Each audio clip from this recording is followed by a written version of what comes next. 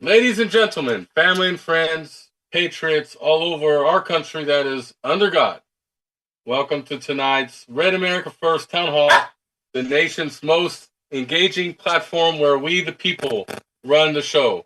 Red for the blood of Christ, America First policies and candidates, and I'm your host, Ashley Weiss. Welcome to Hashtag Town Hall by Red America First, where the spirit of our nation's founders meets the challenges of tomorrow. For 3 years, we stood as a beacon of unity and strength, draped in our symbolic red of our conviction, dedicated to America First policies and Christian values that our nation was founded on. Here, we gather not just to discuss, but to act, empower our communities through education, engagement, and the relentless pursuit of truth. And I'm your co-host, Valerie Weiss, and I'm excited to introduce our guest tonight. We're joined by Brianne Dressen, author of Worth a Shot and founder of React 19. After suffering severe neurological injuries in the AstraZeneca's COVID-19 vaccine trial, Brianne exposed the health system's failure to support the vaccine injured. Her advocacy through React 19, her 2024 lawsuit against AstraZeneca, and her global movement for transparency have made her a powerful voice for accountability. Join us to hear her story and perspective on vaccine safety. But first, we have exciting announcements to make. Do not forget our newly started podcast every Monday at 8 p.m. Eastern Standard Time, Pastor's Point. And then on April 28th, this coming Monday, we're on Pastor's Point. We're excited to host David Rossler, a 40-year East Coast film veteran and mastermind behind God's Armored. Help promote his stunning new movie, World War II film. Visit godsarmored.com to like, share, and comment using code RAF. Do not miss David's story on Monday, April 28th at 8 p.m. And Pastor's Point's goal is to teach and encourage others about the truth of Jesus Christ. Our goal is to share the gospel of Jesus and grow in the knowledge of the Word of God and encourage all to adhere to biblical principles. Thank you so much, Valerie. Yeah, thank you. Here on Hashtag Town Hall, we have several episodes booked up. Next Thursday, we're going to have a couple interesting guests. One is been on the show a couple times while he was in jail. Green Beret, Jeremy Brown, and also Leslie Bogue, both will be joining us and telling us updates to their January 6th story post Trump's letting them out. Those that are watching the live stream, please go to redamericafirst.com. We're looking for more panel members across all of the states.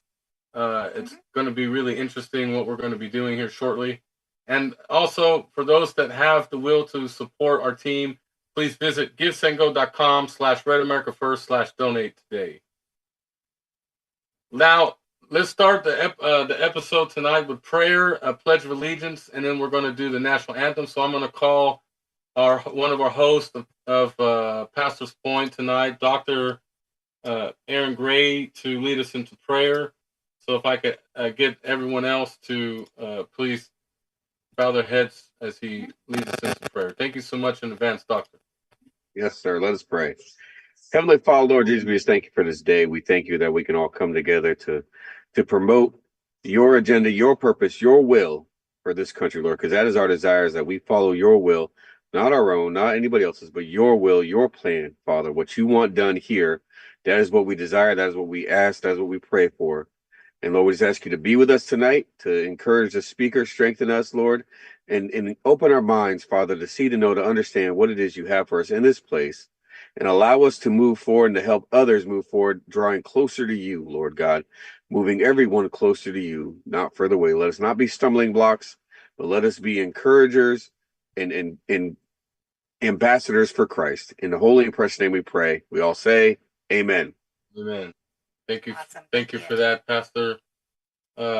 Valerie, co-founder of Red America First, will do the Pledge of Allegiance. Thank you so much in advance. I pledge allegiance to the flag of the United States of America and to the republic for which it stands, one nation, under God, indivisible, with liberty and justice for all. Perfect. Thank you so much for that, Valerie. Now we're going to ask Leslie Mahan to do the national anthem, and she's also our Oklahoma State Director for Red America First. So thank you so much in advance. Thank you. You're welcome, Ashley and Valerie.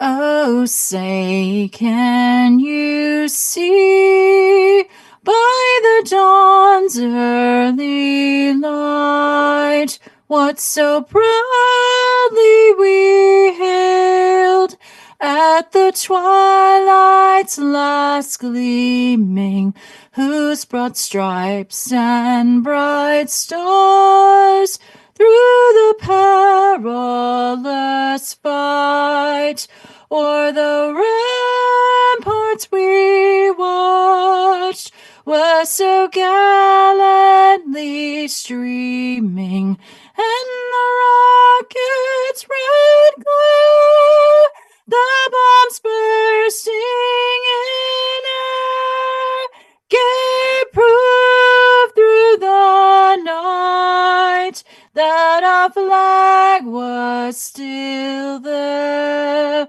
Oh, say does that star-spangled banner yet wave o'er the land of the free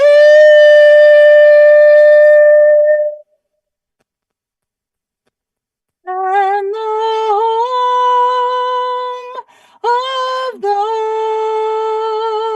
brave.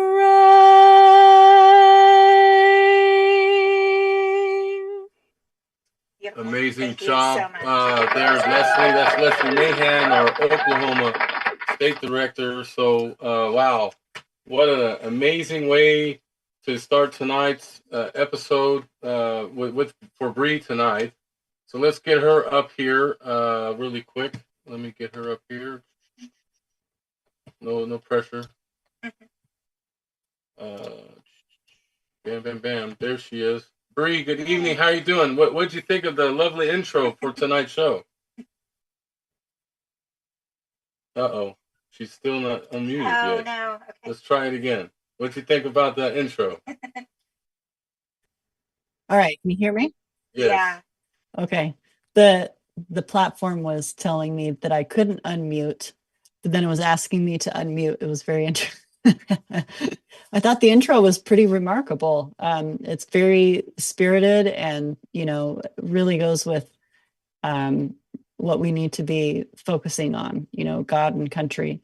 My father-in-law is a Vietnam vet, was a Vietnam vet. And he served his country clear up until he passed away at 62. And every time anyone said the Pledge of Allegiance, or if we were at the baseball field and people were singing the national anthem, he would do what every good soldier would do and stand to attention and proudly, stand there for his flag and for his country. That's And awesome. so we come from a line of people that definitely respect and honor the flag. That's great. Good deal. Well, our first question tonight, Brianne, your book, Worth a Shot, recounts how severe neurological reactions during AstraZeneca's COVID-19 vaccine trial in a December 2024 article highlighted how American health system often dismiss vaccine injuries as psychological. With the CDC recently narrowing its vaccine recommendations in April 2025 to focus on high-risk groups, how do you think this shift impacts the public's perception of vaccine safety, and what more needs to be done to acknowledge and support those who have been injured? Well, this has been quite the experience for me. I went from trusting so much so that I offered to be in a clinical trial. I had never done so previously, but I was reassured that, that these products were very well researched and it was going to be the tool to get us all out of the pandemic. So, obviously it went south, and I learned the hard way through my own personal experience with participating in research a second time at the National Institutes of Health under Anthony Fauci. to the years of campaigning on the Hill and appealing to elected representatives, literally sitting in offices with injured, fellow injured adults and children, mothers with, dead children, just tears streaming down their faces as they express the need for change to elected representatives. And the elected representatives, literally, one of them even fell asleep in the middle of these tearful pleas. So there is little to no appetite in Washington, and relying on other people to do, essentially the work of God, just helping, our fellow man. They're not going to do it. And so that's why we launched react19.org to kind of fill that gap that's been left. Yeah. So just tell the audience really quickly, what kind of was the stages for you? You were trusting, so just briefly tell us, because we're kind of asking questions and people really don't know your story yet. So if we could kind of take that back and let's figure out your story and why you wrote Worth a Shot, because that will trigger the rest of the questions that we have. So yeah, so we did a podcast once, and several, and one of the comments, my favorite comment ever, was someone said that we got red pilled in the worst kind of way. So we were dyed in the wool, Democrats living in Utah, which was, we were the odd man out. And that didn't bother me. I loved my Republican neighbors. I still do. Now I see eye to eye with them a little bit more. But I signed up to, out of love. I was a preschool teacher. I was healthy. And I just wanted to do this to help us all get through this together. And I naively believed that the powers that be would be objectively collecting the data and the science, and they didn't. So I got injured. The drug company did not record my injury correctly. They dropped me from the trial, which conveniently made it so they didn't have to collect my injury data anymore, despite the fact that they told the New England Journal of Medicine in their clinical trial report that they follow all adverse events for 730 days, and they followed me for 60 days. So there's an issue with the data and how it's collected and how it's reported. And then the government got involved, and we reported my injury to the National Institutes of Health, because AstraZeneca, that's the one that I got, was marketing to the US that everybody should wait for them and to get it, wait and get AstraZeneca. So after I reported my injury in the clinical trial, somebody else reported their injury in the clinical trial. AstraZeneca was pulled off the market here in the United States. And that's why we don't have AstraZeneca here, but it's available everywhere else in the world, or at least it was.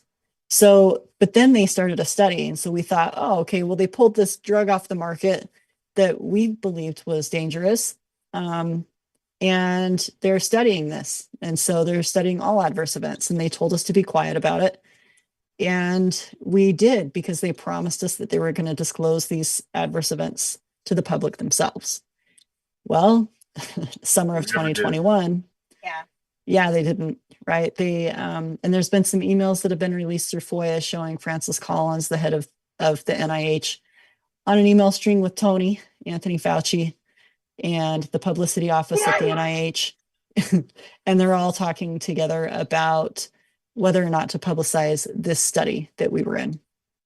And mind you, we didn't go out there just for ourselves to find answers for ourselves. We went out there with the true patriotic heart in mind, to help our fellow man, right?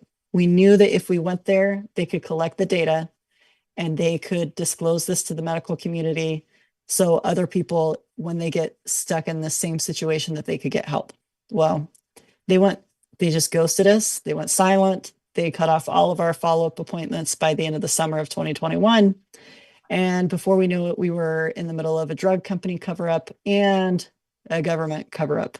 But you were left in the dark. Yeah, we were abandoned, and it was wild.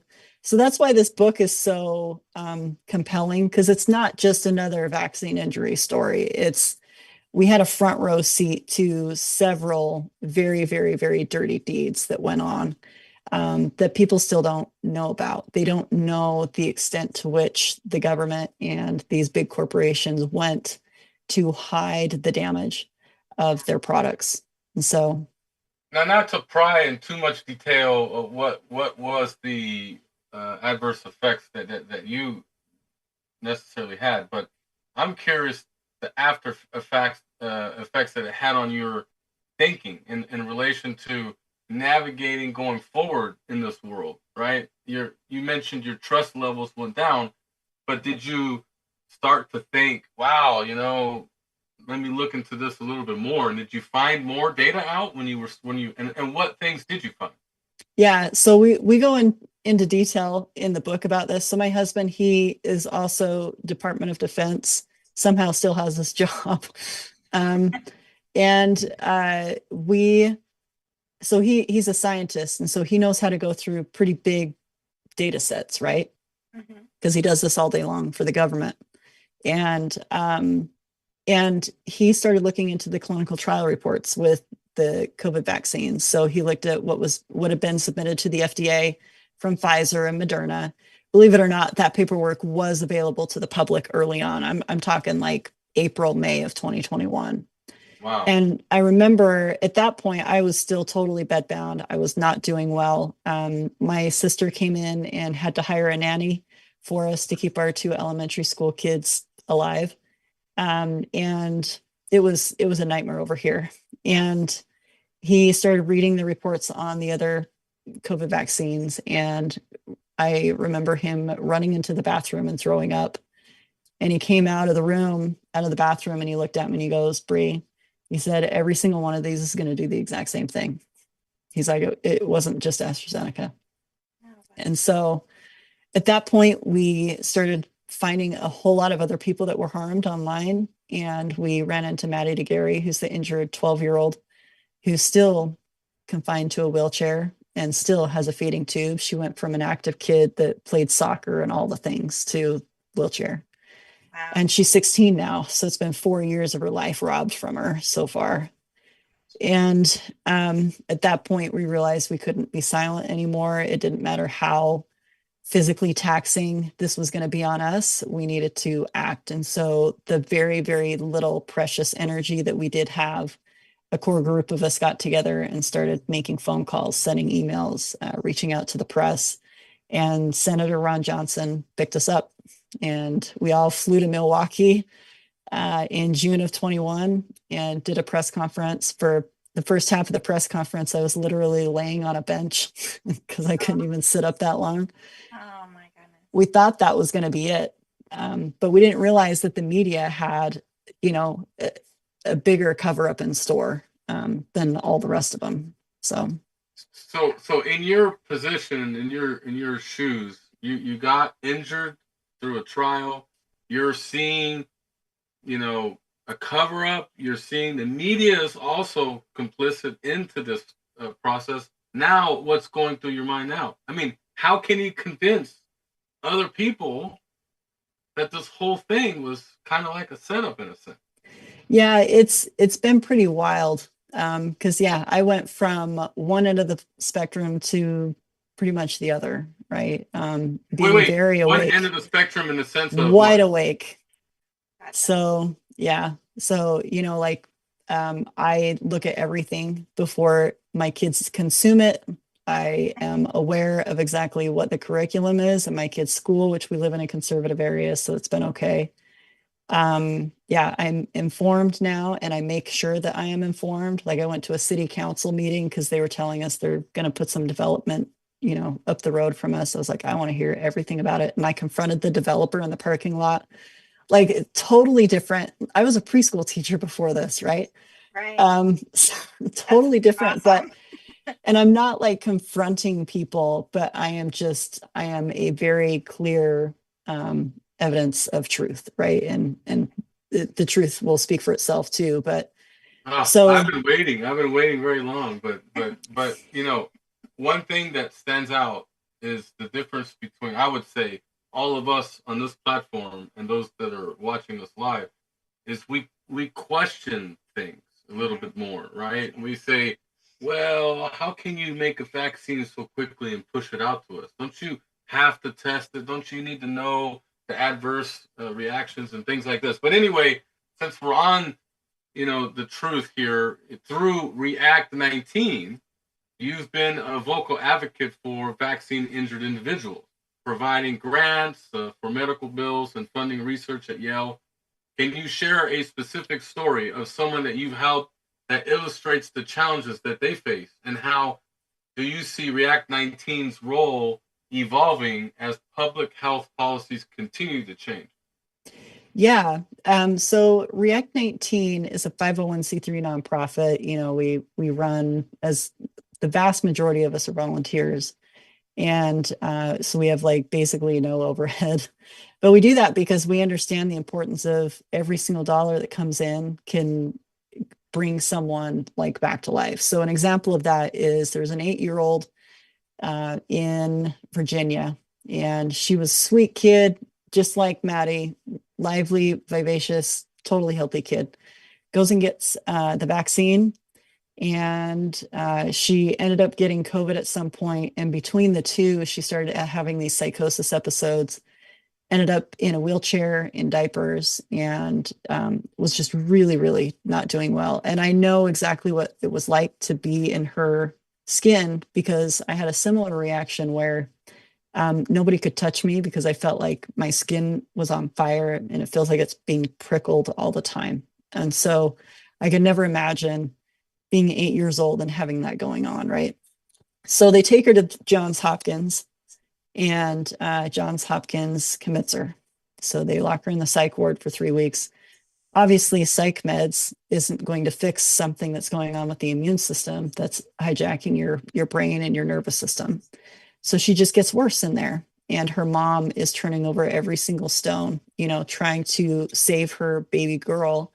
And she finds us, and she finds our resources, which we have an underground network of physicians that help people that are injured by COVID vaccines. And it's ridiculous that it has to be underground in the United States of America, land of the free, home of the brave. That's where we're at. So, but then she didn't have money to go see this doctor. So we gave her money through the Care Fund, which is our medical grant program. And so she broke her kid out of the psych ward and took her kid 3 states over, took her to this doctor. Doctor gave her the exact therapies that she needed, which is IV, very expensive. And so the Care Fund was what facilitated that. And the little girl walked into school that fall as if nothing had happened to her. So, but these are programs that, the government should be doing. And we literally took this mom with us to Washington, D.C., and she told her story directly to Peter Marks, who was the vaccine director at the FDA at the time. And we told him, if it were up to the government, this girl would still be in wheelchair and diapers. But then we also told him we used the secrets that we learned from the NIH to get her better. And he said, but we don't have any secrets here. So, Right. but that's, yeah. So yeah, we've given up on the government, and this is why the work at React 19 is so important. Oh, yes. So your lawsuit against AstraZeneca filed in 2024 was a landmark case for vaccine, well, it still is, for vaccine injured individuals, especially since you've had a signed contract promising coverage for those that got injured. With posts on X showing growing public support for your case, how do you hope this legal battle will influence the broader fight for accountability from vaccine manufacturers? And what can listeners do to support your efforts? We just don't see any accountability being done. Yeah, I'm hoping that this is the first step to blowing the door open. The drug company has appealed the judge's initial decision to not allow them to hide behind the PrEP Act, which is the blanket immunity on top of standard vaccine immunity that the COVID vaccines have. So that's going to be sitting probably another 6-8 months in the 10th Circuit Court of Appeals. We'll see what happens with that. But the lower court's decision was pretty dang clear that the drug company needs to own up to their mistakes. Good. That's great. We absolutely bring this to light for people, for sure. Yeah. The CDC's April 2025 data shows low vaccination rates, with only 13% of children and 23% of adults receiving the 2024 and 25 vaccine, despite ongoing recommendations for certain groups. As someone who experienced a life-altering injury from the vaccine trial, what message would you share with parents and individuals weighing the risk of benefits of vaccines today, and how can they advocate for better safety measures? Well, the NIH told me directly not to vaccinate my kids. Wow. And this was in the spring of 2021.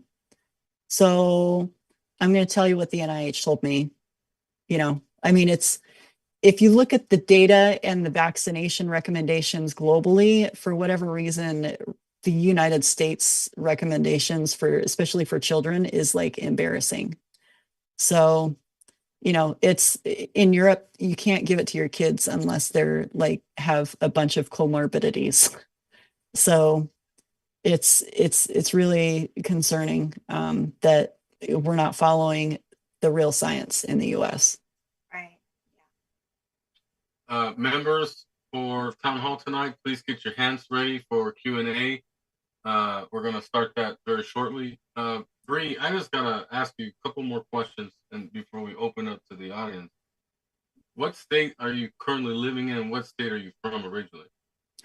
I am currently living in Utah, and I was born here. So we spent a long time away from here, and we ended up back here with, you know, it's been great. We got 2 grandmas here, and they're phenomenal with their grandbabies. And so it's been really good for us to be close to our family. Absolutely. Perfect. My second question is, in your shoes, and you may have personal people that you may know, but when it relates to autism, do you believe it's vaccine related? Are you convinced? So this is weird. So when I was, well, it's not weird now, but back when I was newly injured, I had extreme sensitivity to light and sound. I couldn't be touched. I even had personality like disassociation, so I couldn't understand what the relevance was between like me and my kids, right? And like that value, that feeling of connection was just not there. It was wild.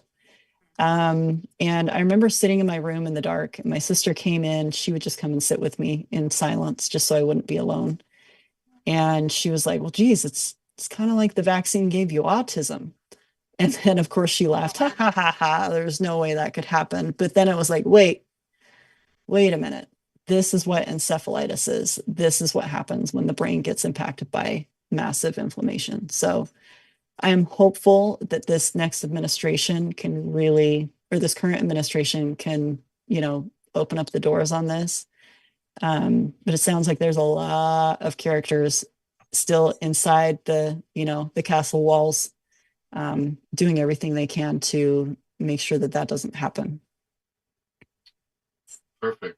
We're going to ask Mike Flora to open up the members Q&A here. Ask Bree whatever you want to ask her, Mike.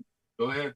You know, Bree, I got a client who needs a heart transplant all because of the vaccine. Wait, Mike, fix your mic. Oh, okay. We have this, you know, little juggle here. Let me throw some cheer out That's good. Can you hear me? there. No, it got worse. It got worse? Yeah. We're gonna have to get him 15 minutes on before the show to get this figured out. Okay, that should work. Good? Yeah, let's do it. All right, good. Okay. So I have a client who needs a heart transplant because of the vaccine that he got a couple of years ago. Yeah. Tell me about, I mean, this obviously was designed to do people harm, not good. And we're 4 years later, and people are still having the effects of dying or getting serious issues. What is your experience with that 4 years later after the fact? It's crazy. I mean, the collateral damage, even just today, we reviewed 5 applications for the care fund, and they were some of the most horrific stories I've ever heard. I mean, I'm talking, there was a young mom, kids my age, so elementary aged kids, massive stroke, wheelchair bound now. Her husband had to quit his job just to take care of her full time. And they had to sell their house. So now they're living with one of their parents. And she had 3 strokes again just this year. So, I mean, everybody's a ticking time bomb that I know. And I myself, even, in March of this year, I was flaring so bad. My chest was hurting super bad for about 3 weeks. I wasn't walking around very good. It's a fine line to have to exist like this, where you're half, 6 feet under and you're half existing, and you always are faced with your own mortality. You're always faced with ensuring that you are making the most of the good days. It's an existence I wouldn't wish on anyone. And it's crazy that, you're not allowed to talk about it. So sorry. Wow, that's a sad story for sure. So, Rosemarie, editor in chief of Red America First newsletter. I'm unmuting her for questions. Let's see, Migueso, corruption pillar leader. Guys, put your hands up. I need some help with questions here. There we go. Pastor Wendy Stockhausen. She's the host of Pastor's Point on Monday nights. Go ahead with your questions, though. Thank you. Hey, so thank you for coming on and sharing that. You mentioned that at one point you had a press conference. I believe you said it was with Senator Johnson. Yep. Yeah. And I seem to recall where he actually had people coming in. In fact, I believe that young girl you mentioned that was in the wheelchair, I think she was one of them. And they had this, they came in and sat at this round table with him.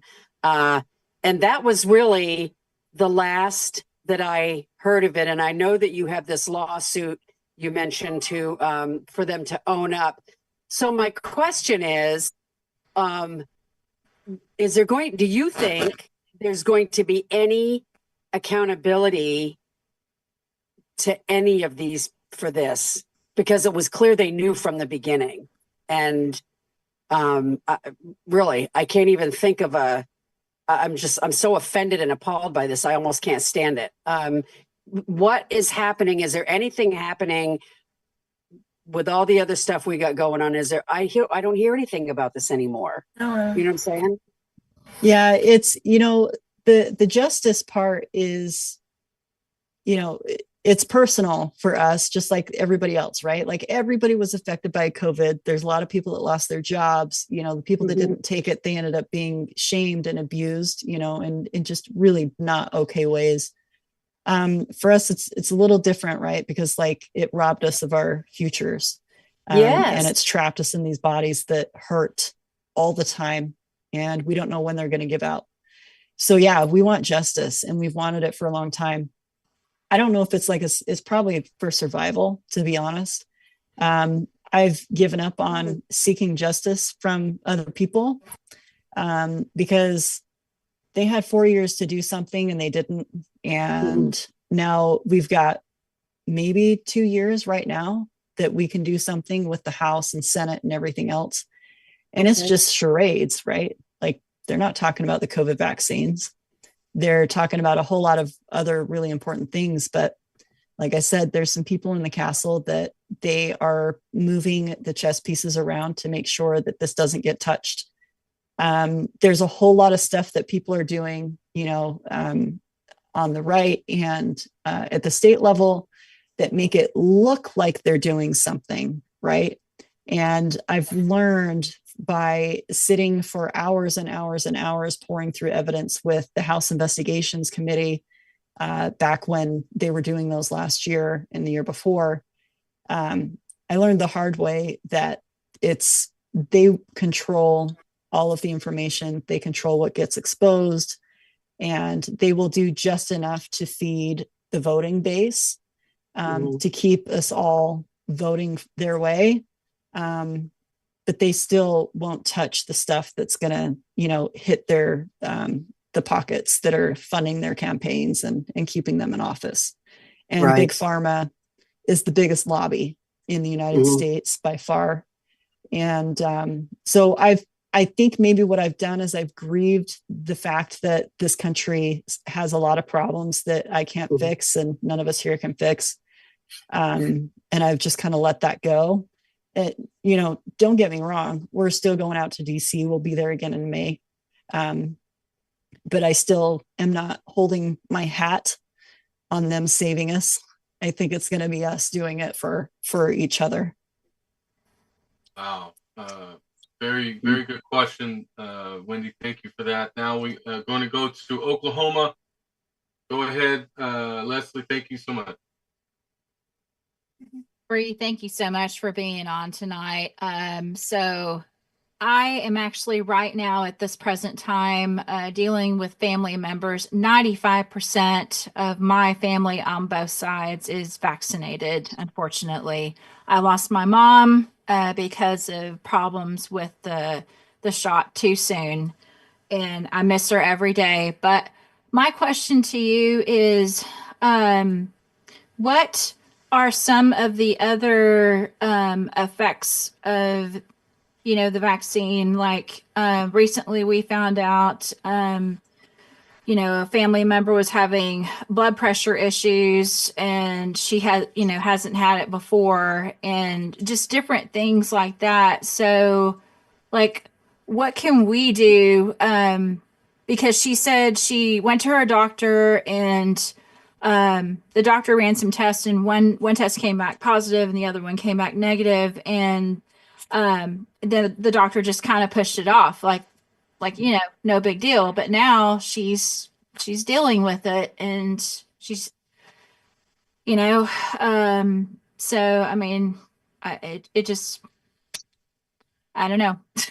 It's and that goes back to like the foundation of it. It is helpless, but we are helping each other. And if she connects with us at React 19, if she's willing to, like email info@react19.org, asks to be connected to our advocates. We have advocates nationwide that listen to everybody and what they're going through physically, emotionally.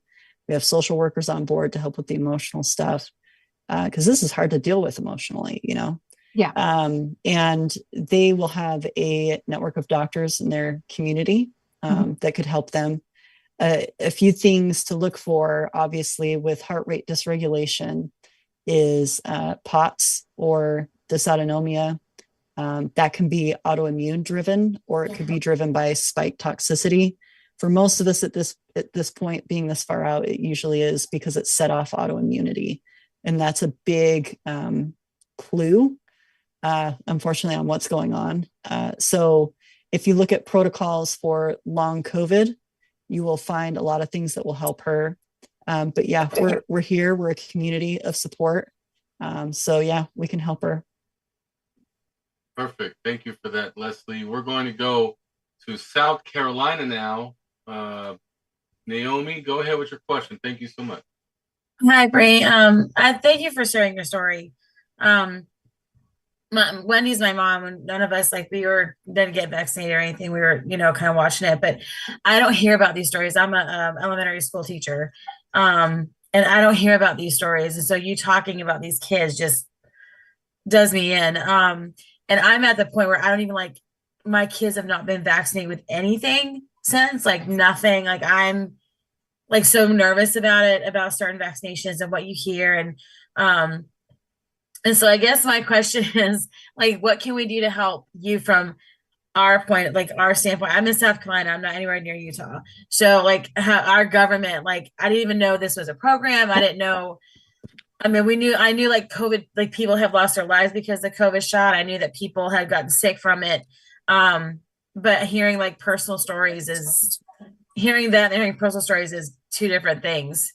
So what from our end can we do to help this out? To support us, I mean, we're a nationwide organization. There's 36,000 of us here in the US alone. And we really want to support other people's right to choose, right? My experience has definitely shown me that for any kids that are harmed from any products, they're left way out in the cold. So if you're vaccinating your kids, the risk is on you. The government has all these programs that they claim work, and there's compensation and da-da-da.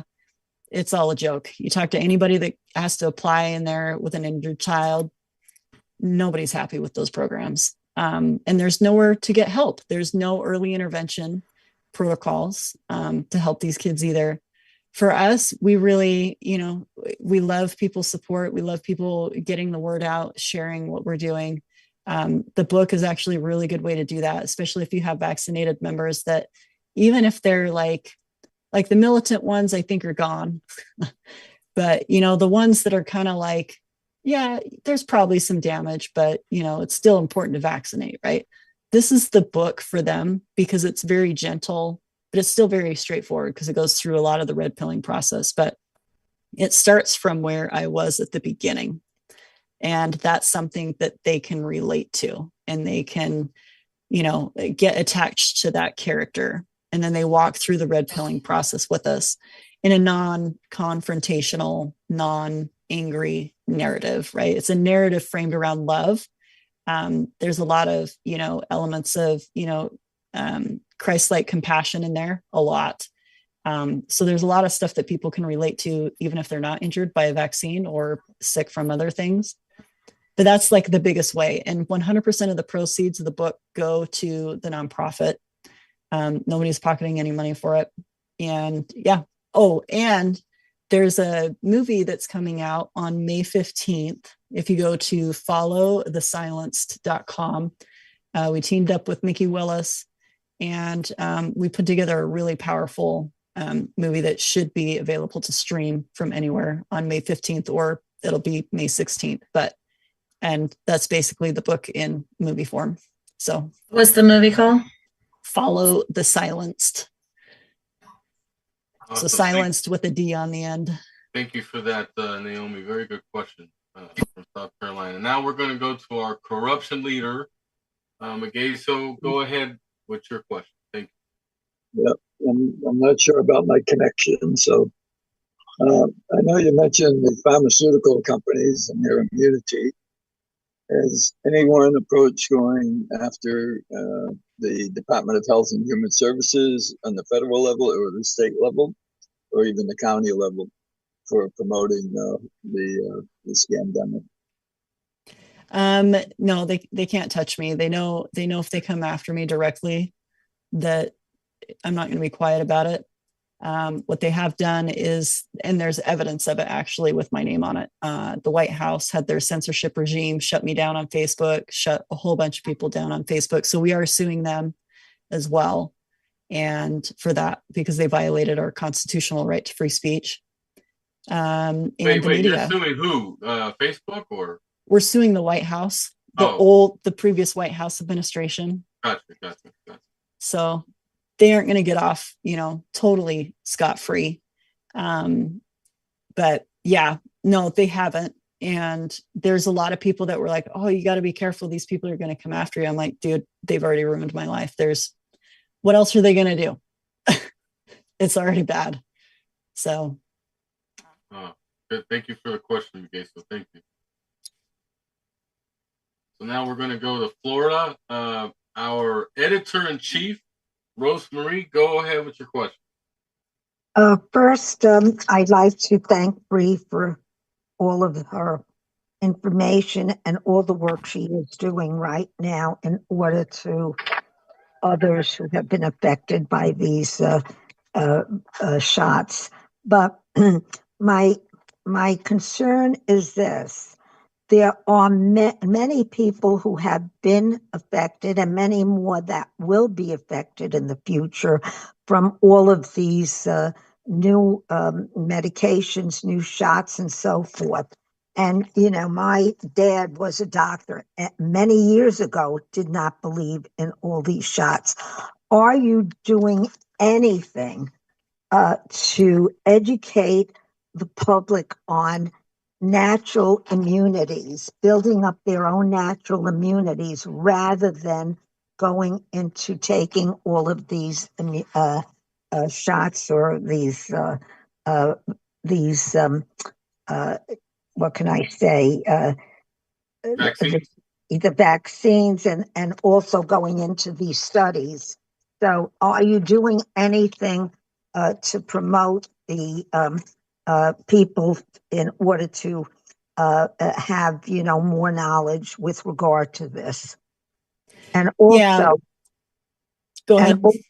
also, I would like to ask you if you wouldn't mind writing up a page that we can include in our newsletter, because we do have a newsletter that goes out to thousands of people, and we do want your story to get out there. So if you could write something up and get it back to us, we would appreciate that immensely. Okay. Yeah, that seems pretty easy. Yeah, natural immunity is definitely something that we push for. It's not like one of our central tenets, obviously, because we've got a big to-do list just with helping 36,000 people that are sick. But it's pretty obvious that natural immunity is superior to, whatever this is. I don't even want to call it acquired immunity. So. Wow. And we'll be able to get one page that we could insert in the newsletter, right? Yeah. Okay, Yeah. cool. Thanks, Bree. So now we're going to go to our Minnesota state chapter leader, Amber. Go ahead with your question. Thank you so much. I was just wondering if you heard anything about the Keith Ellison being part of the whole COVID shame thing at that time, fraud thing. Was he part of that? He's not on any of our lawsuits, but you may know some stuff that I don't.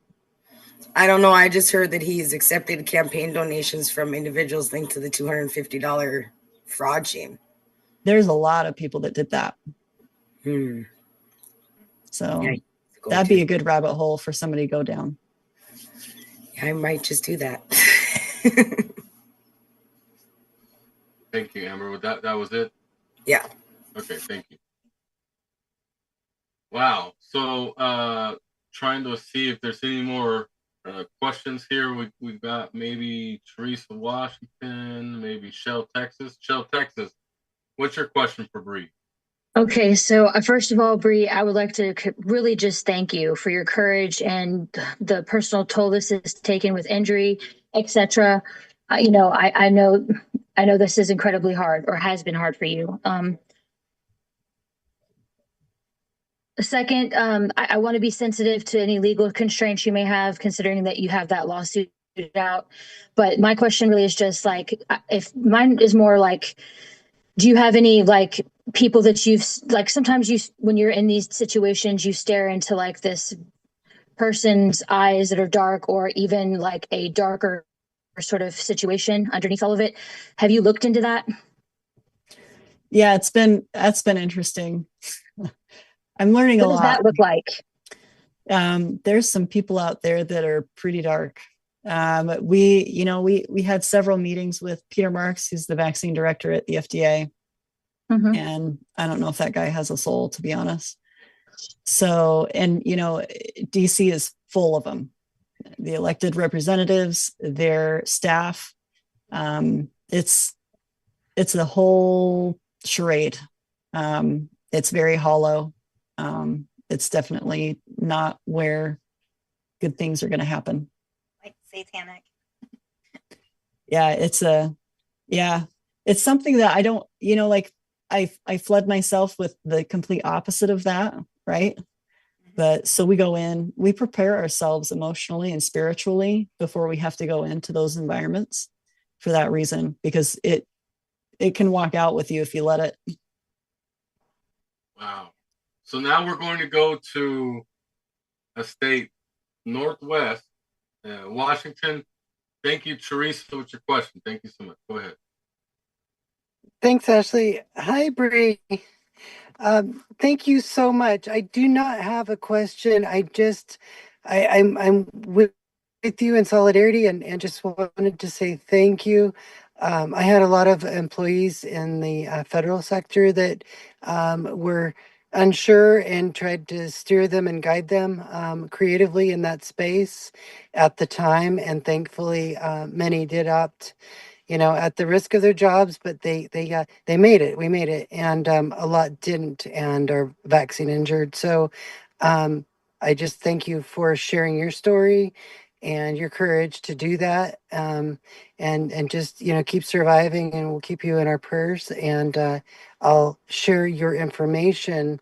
Hopefully, will help others to be supported. And I hope and pray that you can find some legal source and compensation at some point, and that these monsters are held accountable. Thank you. Thank you. Very nice message all the way from Washington State, which in the intel round, we're going to be discussing some shady shenanigans going on over there.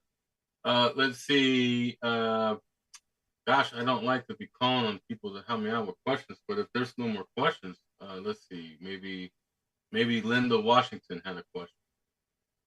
Maybe Dave Presto. Uh-oh. Hi.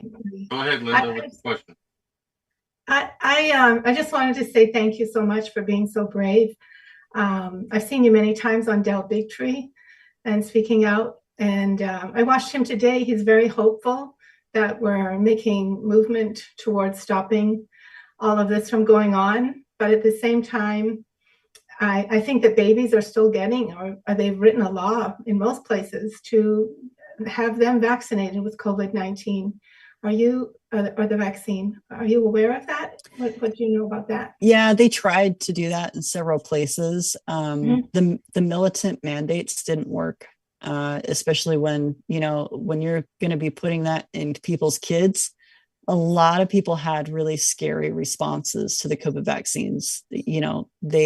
Most people recovered, but still it was enough for people to go, whoa, and they were like looking at their perfect little beings that are under their responsibility and protection. And people aren't buying it. So most doctors across the country have made these optional. There are some doctors still that are requiring COVID vaccine boosters for the kids if you want to stay under, that pediatrician. But most pediatricians have dropped them. They just, they offer them to the parents, and the parents say no, and they say, okay. Yeah. So okay, well, that's good to hear. Thank you again. Thank you for that. That's Linda from Washington. Now, Rosemarie's got to go back. Rosemarie, go ahead. Yes. I was wondering if you are working on any federal legislation that would provide informed consent to parents and anyone prior to having any of these vaccines. I know there's been a lot of people pushing for that on the state by state level everywhere. And there's just federally, there is no appetite for that right now. Although hopefully by the time Kennedy is done, there will be something from under his administration that basically is a proper informed consent form. And it's probably one of the most impactful things they can do, to be honest, is just to get people thinking a little bit about what these things could do. So perfect. Thank you for that, Rosemarie. Now we're going to go another go back's coming. This is Pastor Wendy, co-host to Pastor's Point. That's on Monday nights, 8 p.m. Eastern Standard Time. Go ahead, Pastor Wendy. Thank you. Yeah, I might have missed this, but I just wanted to know the best way to obtain your book. It's on Amazon. You can special order it into any indie bookstore. You just give them the title and they'll order it in. But you can get it from Amazon in 2 days. Okay, perfect. Thank you. Uh-oh. Rosemarie had her hand up and then she put it down. Let's see. Rosemarie, did you mean to do that? No, that I already asked my question. I think that my hands remained up, and okay, no worries. It got frozen up there, Okay, perfect. Well, Bree, we just got one more question for you. You know, there's a lot of things, moving parts that you're still working on, and this is still a big deal to wake up our fellow Americans. You know, not to be pressured to do things, you know, just because it's on every commercial and every radio station, and some states were giving lotteries and stuff like this. I mean, it was crazy. But we would be, you know, just want to know a couple of things. What was your interaction here on Town Hall tonight? Did you like it? Yeah, I loved it. You guys are great. So thanks for having me on. Are we going to be able to? Are we going to be able to have you come back in the future? Yeah, I'm sure. Okay. I'll come back and report some of the progress that we've made. That would be great. That's perfect. Well, thank you so much for coming tonight, and you have a great rest of your Thursday night. And we're going to go now to the state-to-state intel. You're more than welcome to hang on and tell us what's going on in Utah. I'd love to. I've got my son sitting right over here waiting for me to get off so I can help him with his homework. We understand. Well, you have a good night, Bree, okay? All right. Thanks so much. Bye, guys. You have a good night. That was an amazing interview with Brianne Dressen telling us her story with COVID-19. Man, she went through a trial and everything, and terrible things happen to good people every single day, and it's sad. So, state-to-state intel, I'm going to put the pressure on Washington State tonight, okay, because their governor has this bill that came out, right? And I'm not going to go through the trouble and sharing my screen until later on in the intel round, because it's a little difficult to do it while we're going live. But I just wanted to call on some Washington people to start for tonight, and then you know, we'll get back. Mike, don't worry, we're gonna call on you soon, Mike. So get your microphone, unplug it, and plug it back in. But I'm gonna unmute a couple of these Washington folks that joined us tonight. So I'm gonna bring them up here in the spotlight. First is Teresa, and then I think there's a Linda. There was another, and she might have left because I'm like, hey, hang on, we're gonna be live in 1 minute. She might have got mad and left, but let's see. Linda, I'm gonna get you up here. So, Linda, I'm gonna start with you, but you know what bill I'm talking about, right? The one that has reparations, and it's gonna give monies to African Americans for down payments on the house. Let me. Right. I've got it right here on a signal. It says he just signed into law changes to the most outrageous illegal reparations program in the entire country. It now gives down payments averaging $120,000 to Black first-time home buyers without any proof of direct housing discrimination. And there's also loan forgiveness in there, because I listened to the little speech, the signing speech that he gave. There were other things involved in that. It's just flabbergasting. And people are saying, what are we going to do? Okay. Now, let's, all kidding aside, we've lived in the Biden administration, we lived through a world where men could say that they're women, okay? Right. So in your state, are there going to be Hispanics and Asians and even whites that say that they're Black so they could get this bill going? Teresa, what do you think? You know, Well, go ahead, Teresa. Sorry. no worries. Thanks. Anything's possible. You know, there's that biblical story of how they drive out the demons and then the worst ones come after it. That's kind of how I feel about our government here locally and our governor change out, because they said this guy would be worse. And I'm thinking, well, that's hard to beat the last one. But yeah, I mean, this is insanity because, you know, first off, I understand, you know, that things were inverse and unfair, you know, prior to the 1960s. I get that. But instead of making the laws fair, they're penalizing, you know, all home buyers now, because another aspect beyond what you just said, Ashley, is that every single new home loan, there is another $100, it's not called origination fee. What's it called, Linda? But it's a It's a mortgage fee, they call it. Literally $100, just another line item that is required probably as of today, I'd guess, or shortly after. If you buy a home in the state, regardless of your affiliation or anything, and that money goes to fund this program. So, Wow. yes. So it is Who like, approved this? Oh my goodness. yeah. So we'll definitely be reaching out to our, legislators locally, but it's going to take some time to unravel this because, the governor can just sign these bills. I don't know who was behind it, but, we're constantly leveraged against very strong forces on the west side of the state where all of the ridiculousness is and the liberal people. And the east side is just, and a lot of central Washington people are very reasonable headed, and we just have to fight these ugly forces. So everyone that's listening live right now, I want to make a recommendation. Those that live in the state of Washington, okay, we lived through 4 years of people claiming to be this and claiming to be that, and evaded some people's privacies and stuff like this. But this is a complete political play that the state of Washington is doing.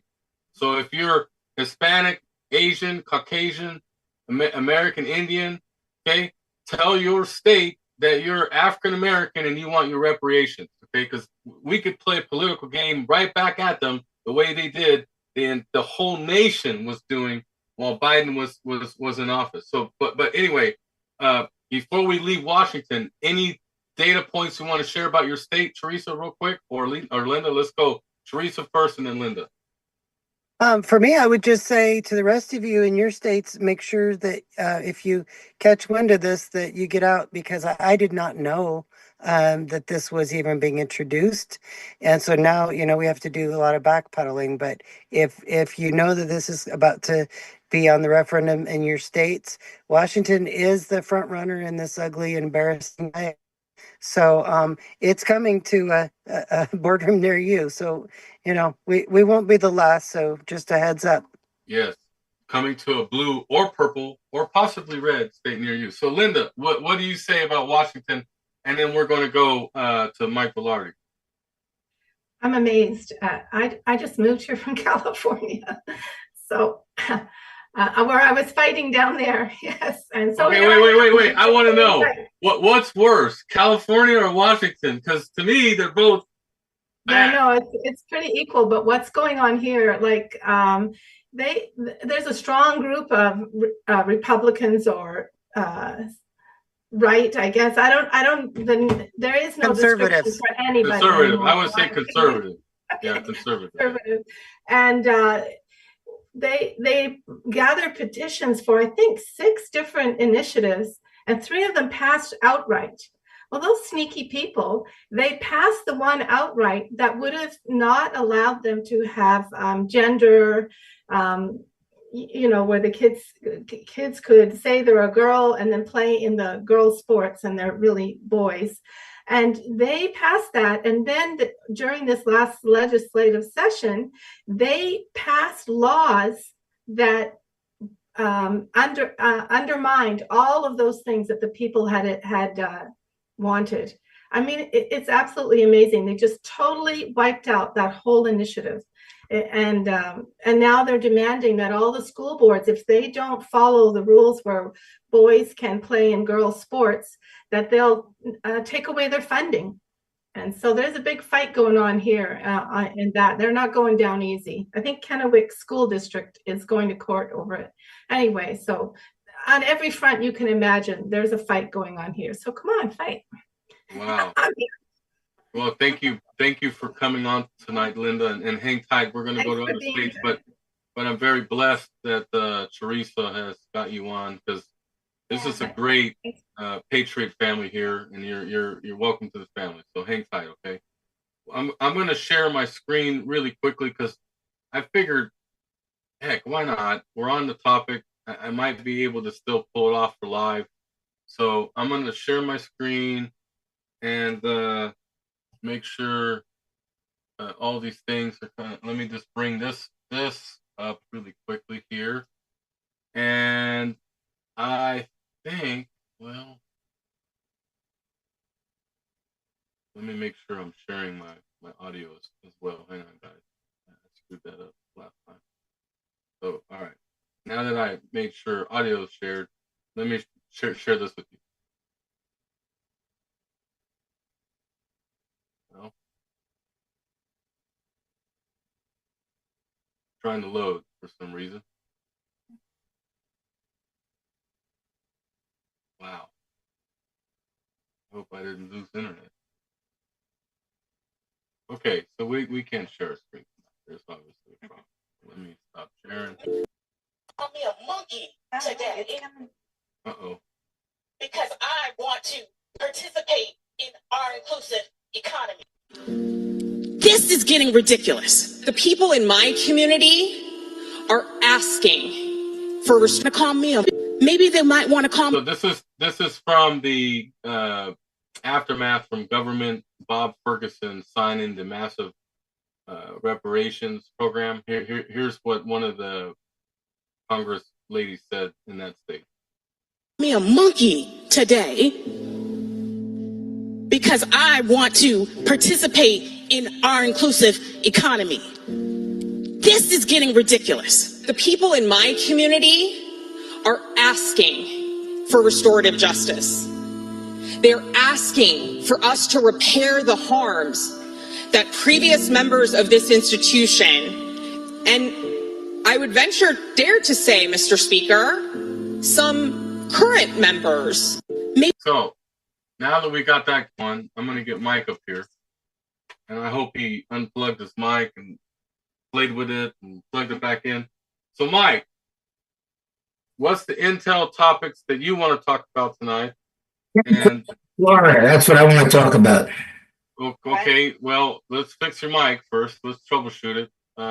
Do it again? Oh man. I think it's just loud. It's I think maybe in your settings you got your mic turned up pretty loud or something. I don't know, but let's try it now. Okay, is that better? That's better. Chemtrails of Florida, they become very noticeable. You can see them in the sky, the planes, and somebody actually captured some of it, and they're like live organisms. Just unplug it, and let's use your laptop one and see if we can hear you. Yeah, this is the one. Okay. Okay. Yeah. So I got really sick 12 years ago, 13 years ago from those chemtrails. Like I got balance. It took me like 3 years to find a solution and get better. And I'm doing it again. So I don't know if anybody else in Florida has noticed it, but here in Central Florida where I am, they become very, very noticeable. So what Mike was saying to those that are on the live stream and is, man, we're gonna have to work on this mic, but he was talking about chemtrails, and there's a lot of chemtrails going on in Florida, and he's feeling sick from this. So wow, that's too bad, Mike. There's a hand up on this. Let's see. Shell wants to talk about it. So Shell, let's go. Bring up something about the chemtrails. Go ahead. Okay, so actually it's not really about the I don't know, there's not, the intel that I have is about fog specifically because Florida and some places in California have been tested and found to have a bacteria pathogen called Serratia maricines. This bacteria, when tested, has a distinct red pigment, and the fog across the U.S. have begun to raise alarms with detection sites already being built to study the pathogen in places like Florida and here in Texas. This bacterium and its history was infamously used in the 1950s during Operation Sea Spray, which was a military experiment in San Francisco where it was aerosol to study biological warfare dispersal. Wow. Yeah. Yeah. So the bacteria is called what now? Okay, I'll type it out on the chat feed, and you guys can look it up. Okay. No. Thanks for this data. Teresa, you wanted to chime in on this topic too. Go ahead. I do, because I've also been trying to report them in Washington. And so two things. The first is that if you go on x.com, go on X and search report chemtrail, and it'll bring you to a site, and go in there and post your pictures and your complaints. We're hopeful that this is part of a movement. I haven't had a lot of time yet to really research and see, what they're actually doing, but I also have a number. It's 800-881-8831. And supposedly there are task force that are starting to work to eliminate chemtrails as part of the new administration. So I'm hopeful that these are legitimate. If not, I'll keep working to find them. The second thing I wanted to say is absolutely, the lady was just speaking. I read the same thing. And what I want to say is that there, if you guys can look up Health Ranger, it's Mike Adams. He's on, I think it's his platform. It's Brighteon. He's working with Dr. Jane Ruby, and they are doing petri dish studies on the collections out of these chemtrails, and they are finding live hatching organisms. So and it's not a good thing. So if anybody wants to learn more about this, go there and follow his live pre-recorded shows and listen to What's the those name of the interviews. guy? Please, Teresa, offline, text Valerie the name of the guy, and we're going to try to get him on the show.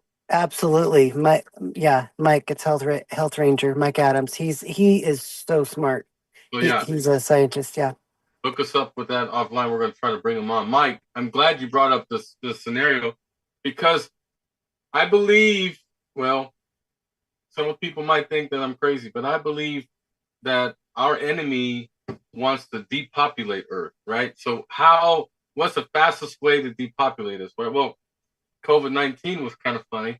I was watching how all this kind of played out. We were only okay to go to the grocery store, right?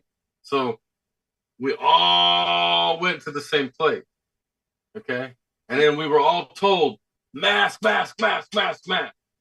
Well, when we wear a mask, we're susceptible to our immune system to crash down a little bit. We are susceptible to have a runny nose and a sore throat and the symptoms of COVID-19. What a coincidence. Wow. Now I got the symptoms. Ah! The next stage is they scared us and made us fear. Oh, you're not going to be able to see your little ones, your elder family members, your brothers, your sisters. You can't go on your cruises. I mean, come on. We've had Dr. Robert Malone on this platform, and he got the COVID vaccine so he could go on a cruise. Okay, knowing that these things have risks. Okay, so you got the symptoms. Now, oh, you want to see your grandparent? Oh, you better get the vaccine. Oh. But anyway, make no mistake, depopulation's in their agenda. I wouldn't put it past them. They're spraying some stuff in the sky to make us sick. To what? To go back in this vicious big pharma circle. Go get your pills to make you feel better. And in fact, they're most likely harming other parts of your body, and then you're going to get sicker. Teresa, you wanted to say something, and then Linda also. Go ahead, Teresa. Thank you. I just wanted to say one more thing, because it's important in this conversation to make sure we remember that the joining of human to AI interface is, a big part of this agenda.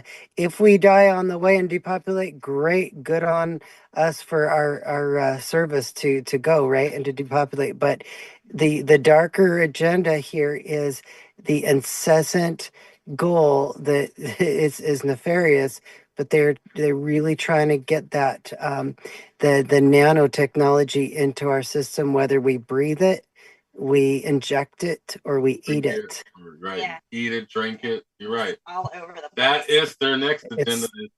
Look. Yeah. In food. We could argue a certain percentage of humanity is already somewhat controlled. But they want full control, right? And nanotechnology is going to get them there. Linda, you had something to say, and then Megasa wants to chime in as well. Go ahead, Linda. Okay, my friend and I, Sherry, who is the reason why I'm here, Teresa knows me through Sherry, and she has a Substack, Protect and Alert, and she makes some very good points on there. That, I mean, this is so massive. The chemtrailing has a lot to do with a lot of things, and we also made a website, protectandalert.org, and we'd love it if you go there and check it out, because we talk about how these chemtrails are related to how they're doing the weather modification, and how it's also making our bees decline, and the fires. They're using them to have these massive fires, and also dews. So we're really into it, and it's not like geoengineering.org, if you're familiar with that. That's really good too. Ours is small, a little easier to navigate, I would say. So thank you so much. I'd love to talk more about this topic any day. Thank you. Okay, so what do you want to chime in on this? Well, I'm glad they mentioned the chemtrails with health, and she just mentioned the weather, because they do go hand in hand. And I've said it many times on this podcast that go to U.S. Code, Title 15, Section 9A. It's in regards to weather modification, because usually you'll have a storm or something before that pushes down the chemicals that they have in there on the people, that then affects the health. But they have certain requirements they have to follow. They have to tell us what they're spraying, have to tell us what's going on 48 hours in advance. So people need to step forward and go after somebody using Title 15, Section 9A of the U.S. Code. Perfect. Thank you for that, McGay. So, wow, good topic to open up with, Mike. Think of some more. We're going to go to Minnesota real quick to figure out what's going there. Amber, give us some intel for Minnesota tonight, and how did you think the interview went with Bree? Thank you. I think the interview went really, really good. I wish that we could help more and get out there. I wish that we had known about programs like this. My uncle's been sick. He developed a growth on his neck from the shots, and my kids, that's still, I guess, to be determined on whether or not it's going to truly affect them at all. So, I didn't get it. I refused to. So, I really wish that, my older kids would have chose not to, but they're older, so they can make those choices for themselves as adults. So, but Minnesota has kind of a lot going on in Minnesota, I guess. We have a new governor, I guess, that's going to take on Tim Walz in 2026, Philip Parrish, I guess, and he's all for fighting the corruption, digging deep down. So I'd like to see more about what he's kind of got for his mission for 2026. And well, let's try to get his campaign people connected with Valerie, or try it yourself on behalf of us, and let's get him on the show, and let's try to put his feet to the fire, see what he's about. Yeah, I'd really like to find out kind of what his agenda is and stuff. So, and it was just, I guess I just heard too that Minnesota's not gonna be happy about this, but over $7,000 per person in benefits are gonna go to immigrants now, I guess.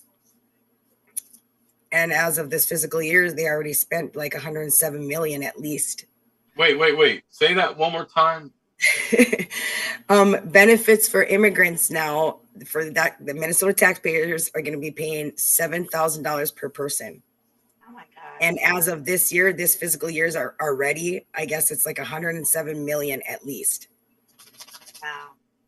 You're hearing this, America? Minnesota is making their people fund people that don't even necessarily belong in our country. Right. And their Minnesota's food bank CEO had to step down as legislators questioned her about her $721,000 salary. Wow. And stuff. So yeah, Tim Walz gave his state-to-state address and criticize Trump as far as I'm concerned. He did. He didn't really, I don't know. I try not to listen to him. You know, not much that Tampon Tim has to really say is really important. Oh, wow.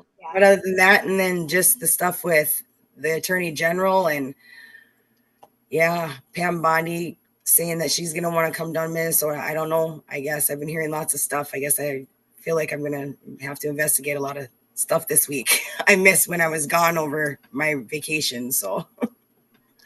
Okay. Well, thanks for the update. That's all of it. I'm sure there's more that I'll have to think of, but yeah.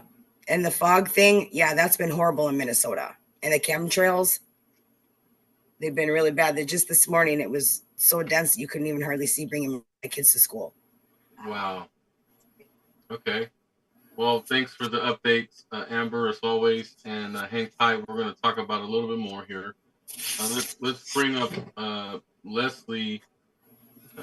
She's also a state chapter leader in Oklahoma. What's going on in Oklahoma, Leslie? Thank you.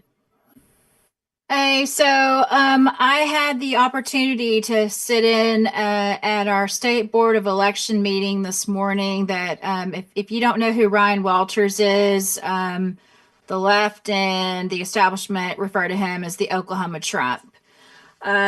He has announced he is planning on rerunning for another term. And not too long ago, our governor removed two patriots. It was two patriots and then another one, and replaced all three of them with people that will, what's the word I'm looking for? Like bark at all the orders coming from our governor, which, by the way, he's a rhino. He actually left our state when we were needing help to go campaign for DeSantis when he was running for president. So, Amber, you've come up, and Minnesota has come up because in my city of Edmond, we have a new superintendent that is coming on board that is from your state. He is woke, and for whatever reason, still trying to figure it out. The board unanimously voted to bring him on, and he is going to be making a lot more money than the current one that's terming out. Over $400,000 with everything that they've offered on his contract, which includes things like taking care of his mortgage until he sells his house in Minnesota. Okay. Wow. His name is Josh Delick, I think is how you say it. But yeah, his base salary shows to be $236,903 when he takes office July 1st, along with $20,000 relocation stipend to move to my city from Minnesota, where he is an associate superintendent in the state's largest school district. Wow. This is ridiculous, okay? This is absolutely ridiculous. And I don't understand why parents are not jumping up and down and saying, not my tax dollars, not my kid, but they're not. Yeah. Well, thank you for sharing that. Anything else in Oklahoma before we go to Nevada? We have our state auditor is going to be kicking off her campaign next week. Cindy Bird, she's running for lieutenant governor for our state for 2026. So I want to work on trying to get her on the show too. Perfect. Linda, if you can drop your website in the chat on your chemtrails, that'd be great. I think some people want to hear about it or look into it. Thanks, Leslie, for the Oklahoma update. Thank you, Valerie. Ron, Nevada, and then I think that's Sandra. I there was some strange Samsung, and I renamed it. So, Ron, you start, and then there's another person. Ron, go ahead. You don't got to put your hand up. Ron. Here I am. Yeah. Okay. I can tell you what's the headlines are. I took pictures of them, and so I can tell you there's not a whole lot going on, but what I do have is Nevada Real ID deadline approaching next month in May. That's coming to our state in May. Yeah, so and the next one is voting rights advocates say the SAVE Act will disenfranchise millions. Well, they just don't want that, you know. This voting rights advocates basically are liberals. So, and then Nevada winter weather advisory, 12 inches of snow expected near Lake Tahoe by Sunday. I just thought I'd throw that in. Wow, that's kind of, isn't it kind of late in the year for that? No, no, I mean, that's high elevation there, so anything can happen. Nevada bill would require human operators in autonomous trucks and buses, which is a good thing, I think. And Nevada, 200,000 Nevadas to see increase in homeowners insurance. That's not a good thing. Nevada bill preventing ICE from entering school grounds without a warrant passes the key milestone. I'm telling you, we're controlled by Democrats. Nevada man is federally charged in shooting plot at Iowa State University. Trump pardons ex-Las Vegas councilwoman from wire fraud conviction. She was a big Trump supporter, and then she got charged, and I think it was a kangaroo court that actually convicted her, and I think Trump saw through that, and he pardoned her. Court halts coyote killings on some of Nevada's public lands. Now, this is the Ninth Circuit Court. They're way down there in San Francisco, many miles away from us, and this doesn't sit well with us up here, okay? We have wolves up here. They don't want to admit it, but we have wolves as well as coyotes. So they can go pound sand as far as this goes, you know. But anyhow, they're trying to say you can't shoot any more coyotes. And that's all I have. Oh, thanks for that, Ron. Sandra's on as well. I think that's her. Sandra, well, do you got any updates for tonight?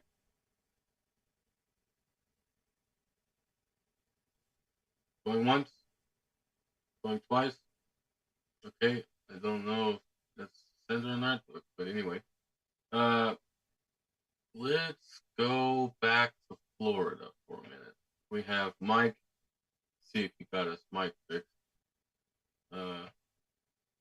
Sometimes you just gotta reboot that machine. Oh man, I can't. There, unmuted. Here we go. We're gonna put Rosemary up here to unmute, and then looks like Tom. What's going on in Florida? Florida specifically. Mike, you go first. Rosemary, then Tom. The question, Florida, what? What's a Florida update, man? I don't know what's wrong with your mic tonight, Mike.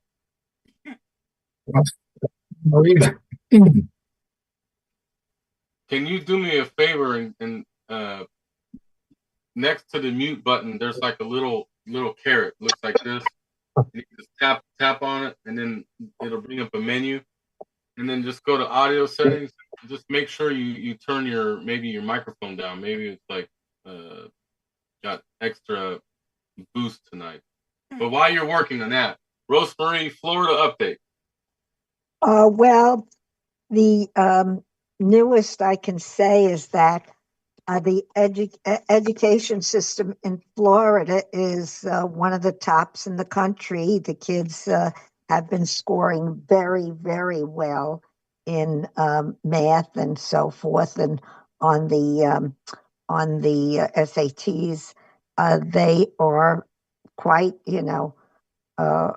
quite astute, and they're, doing very, very well. So the education system is really, has been elevated from the other states that are, just indoctrinating kids. Here, they are going back to the classics and so forth. So that's very important, I think, rather than the indoctrination that has been occurring in so many, many school districts throughout the country.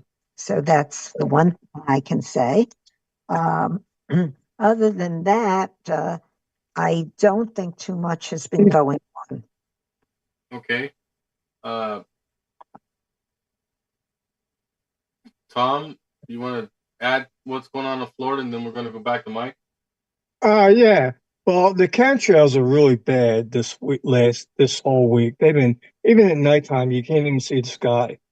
Really been bad. And one other thing, when I moved down from Philadelphia to get away from the blue state, right? I go to the pool all the time because my arm's still messed up, and if it's, it's getting out there. And I'm talking to somebody today. They're like, they're so blue, and they're going to move. They're moving down here, and they're bringing their ideology with them. Yeah, that too. It's horrible. And they look at me like I had three heads, because chemtrails. What are chemtrails? They don't know what they are. What do they do? Oh, well, they're soft metals poison your brain, give you dementia. They have no clue. Tom, we all need to be detoxing. I feel like there's a high percentage of the entire world, let alone people in America, that just repeat whatever they are programmed. Exactly. Right? So whatever they've been susceptible to over the years, whether it's CNN, whether it's Fox. Look, even Fox News lies to you guys. You guys gotta listen to it. Fox News, CNN, all of them, they all lie to us. Well, they're all complicit. They all lie to us, and they every day they're going to be regurgitating and retransmitting what they're programmed to say. I mean, they don't even have any logics behind them. They're just transmitting whatever they're programmed to say. I could give you two examples. I bought a fluoride. I said it's poison. They said, "Oh, it's good for them." The poor people, their teeth are better because of it. I'm like, you got to be kidding me, right? Well, that's why I like RFK Jr. Look, he was. Oh, me too. Oh, definitely. He was a Democrat, and he joined Trump's campaign before, Trump was elected. I think it helped Trump out too. I really do. Ultimately, we're going to clean up what I hope.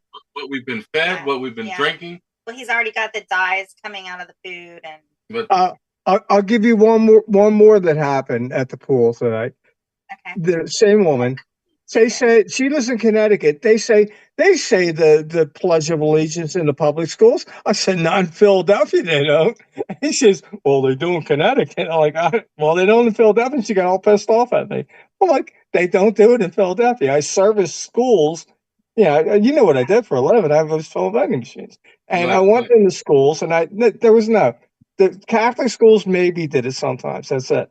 The early 90s, they stopped letting prayer, because we had moment of silence, we had prayer, and the Pledge of Allegiance was still going on when I was, still in public schools. But I know some states they yanked it out. But thanks to that, Tom, Mike, tell me you fixed your mic. I hope so. It should sound better. I did make an adjustment. All right. Well, we're going to try. So give me an update, brother. Well, you could talk about the death of the Pope. My cousin told me he's the holiest man alive, and he's sitting next to Jesus right now. So you're talking about people that are deceived.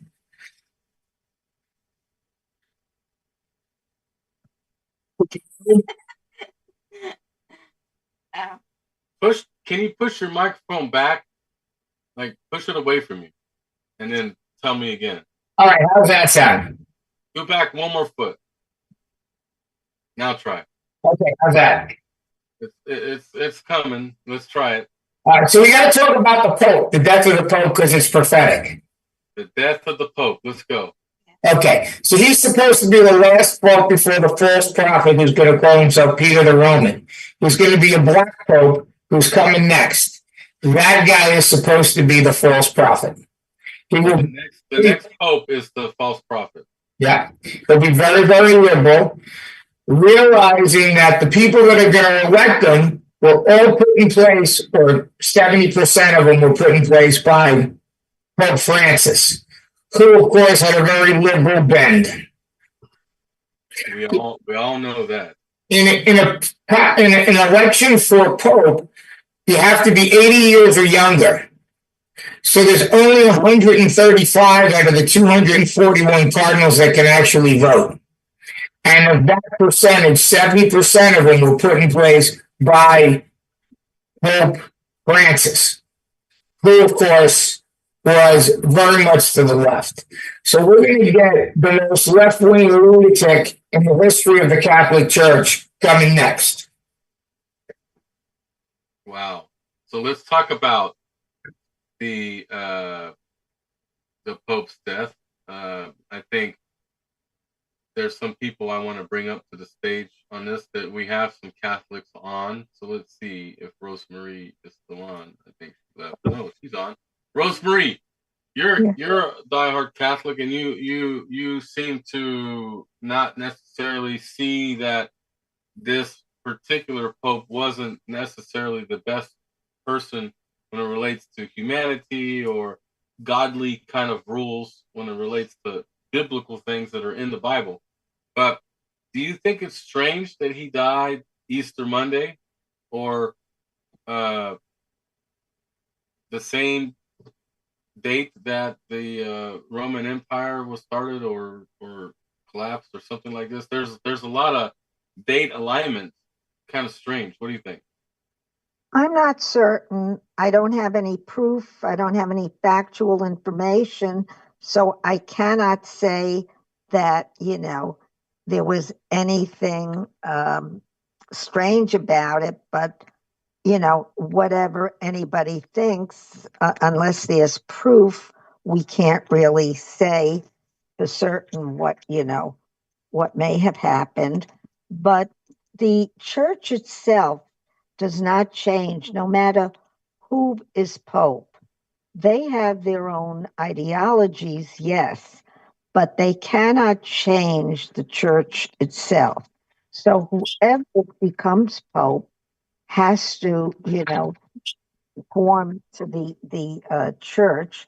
And, as I said, they can say things, they have their own beliefs, they're not, don't forget, they're not an AI or anything like that. So they are human and do have faults as well. So no one is perfect, not even the Pope. So this Pope was a little more liberal. And usually, what happens is they go from liberal to conservative and so forth.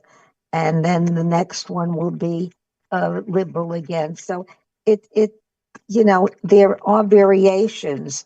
If you look back on the papacy, there were some very, very bad popes in the past, and there were some very, very good popes that were in charge of our church. So it's very dubious who will be elected or nominated for the next pope, and that will be up to the cardinals. And many of the cardinals were appointed by this pope, so they might be inclined to be more liberal. I'm not certain, but that doesn't always happen, so we'll have to see. Awesome. Well, let's get Teresa's perspective as well. I may misspeak, be confused here, but you're also Catholic, right, Teresa? I am, and I'm actually part of the Catholics that are known as traditionalists, and we hold to what's been taught for hundreds of years, well, thousands of years. And there is a prophecy about the great apostasy and about dark changes when the church will be in eclipse. And the church I was raised in, we hold to the traditions. We still have Latin Mass, the sacraments, all of that. And we do believe that there was a very dichotomous change in the 1960s when they had Vatican Council II.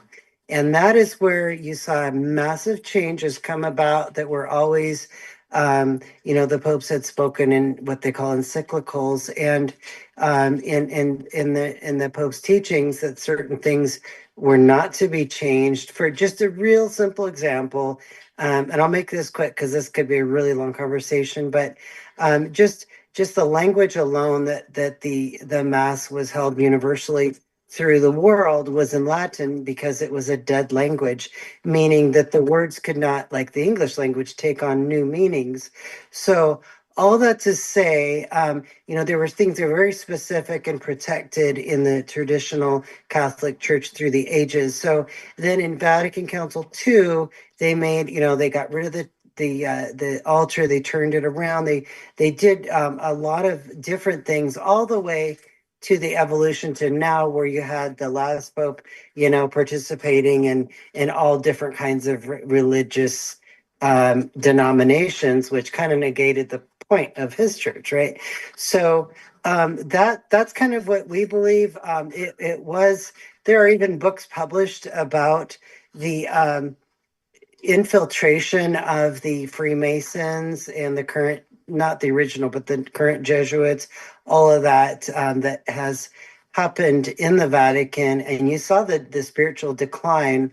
And I have no idea if the next pope is the if he's all these things, because I see a lot of corruption there for a lot of the last popes. We believe the last holy one was Pope Pius the 12th, and ever since then it's just been on this spiral. So there are a lot of different thoughts out there about what's going on in Rome and about this pope, but personally, just like with Queen Elizabeth, I do believe that this pope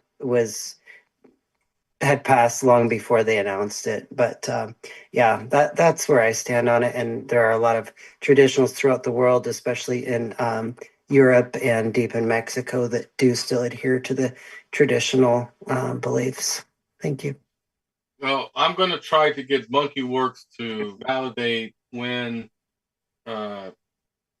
VP JD Vance flew to the Vatican. That'll kind of align everything up, because allegedly JD Vance saw him Easter Sunday or something like this, and he died the next day. The next day he. I wasn't laughing about that. I'm just saying it, just ironically, but Archbishop, I don't know if I'm saying his name right.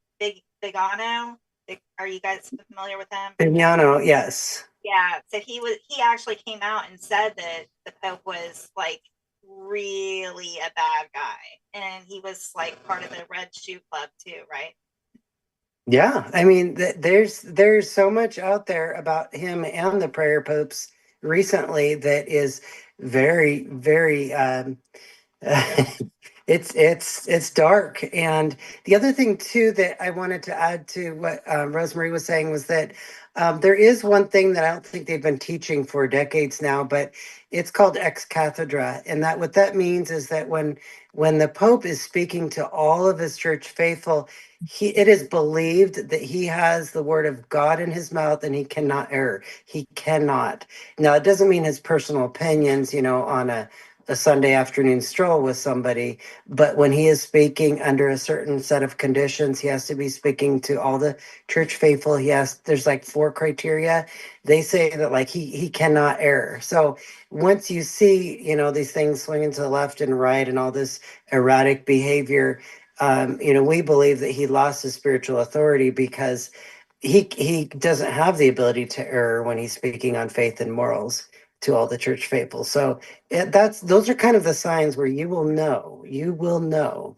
And it leads up to now, you know, by their fruits you will know them. Look at the last few popes. That has been the time and space where we've seen these horrific, abusive priests being protected and moved around.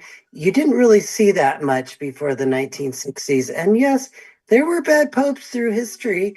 There's a bad apple in every barrel, you know. But sorry, Magaso, read. No, he accidentally was chiming in with somebody in the background there. Okay, well, you're bringing up a lot of truth bombs that I want to segue and kind of focus on these for a minute. I'm trying to call on Shell. Shell, you said that Teresa's on fire. What are some things that you heard that could confirm what Teresa's saying? And then let's get some feedback from others as well. Go ahead, Shell. Well, do you want me to blow up the internet, or can I Yeah, can I talk freely? Because yeah, she was on fire. So they have this deep underground. I've been searching the Vatican since I was a child. Like, something about it, like Oprah, just hit me wrong, and I had to be quiet about it because everybody loved it and I didn't want to be the outcast, or, you know, whatever. So yeah, they have this order in the Vatican that is beyond the Red Shoe Club. I'm trying to find the name of it in my notes, but recently came across this in my research, and it's an order that was been there since the 19th century. So like the Crusades period, and they do sacrifices and stuff like that. But yeah, it's legit. There was a guy in his name was Guardia Sanguis, Sanguis, who described these rituals experiences because he was part of it, just like as a not somebody that was actually necessarily doing the ritual, but he was like the one that was in the room, so to speak. And he wrote like these like things that these Al-Anon groups, like he was killed, right? He was assassinated for saying these things, and his thing was wiped clean. But before that happened, there was a bunch of Anons that ended up basically tagging his post so that they would never be erased. And these were things that have been circling around in some of these groups about this order. And he was part of it. Pope Francis was part of it. Wow. So Pope Francis was one of the bad guys, and he's portraying himself to be this godly figure. And this is what I worry about. Mike's trying to warn us that the next guy is a false prophet. Okay, so I have some notes on that too, because so my guess is it's not going to come out and hit you like that, because what Teresa was saying that was so accurate was the Freemason thing, its Antichrist agenda is so complicated that you really have to like have every hour in the day to really research it, because after the Blue Lodge it starts to split off, and then there are other things that are even more hidden, that lesser of the 1% of the people that go through these lodges basically have the ability to be picked, like hand-picked, and you have to prove yourself. And the way that you do that is obviously through rituals, because it implicates you as a bad person, right? So they have all these different things, and they have all these different places where you can go through like esoteric like teachings, like with ceremonial magic versus white magic versus all these different things. And so that's how that's how the Vatican kind of ties into all that, is through that. She was right. She was absolutely right about what she was saying. Wow. So we got multiple people that can agree that Pope Francis was a bad guy. I mean, Amber in Minnesota, are you familiar with these claims that Pope Francis was not a godly figure? A little bit. I had heard though that he was. Oh Wasn't gosh. he born in Rome? I thought that like Pope Francis was born in Rome. How they're saying that Peter Rome, the next one or whatever is supposed to be Peter of Rome. I thought though that Francis was born in Rome. So I had heard something like a connection between that or whatever, but I really haven't gone down that rabbit hole yet. So. Wow. So Shell, do we know where the Pope was born? Or wasn't he Argentina? Or he went to Argentina? South America. South America? Argentina. And he was a Jesuit, and the Jesuits. Whoa, hang on. He was a Jesuit? Keep going.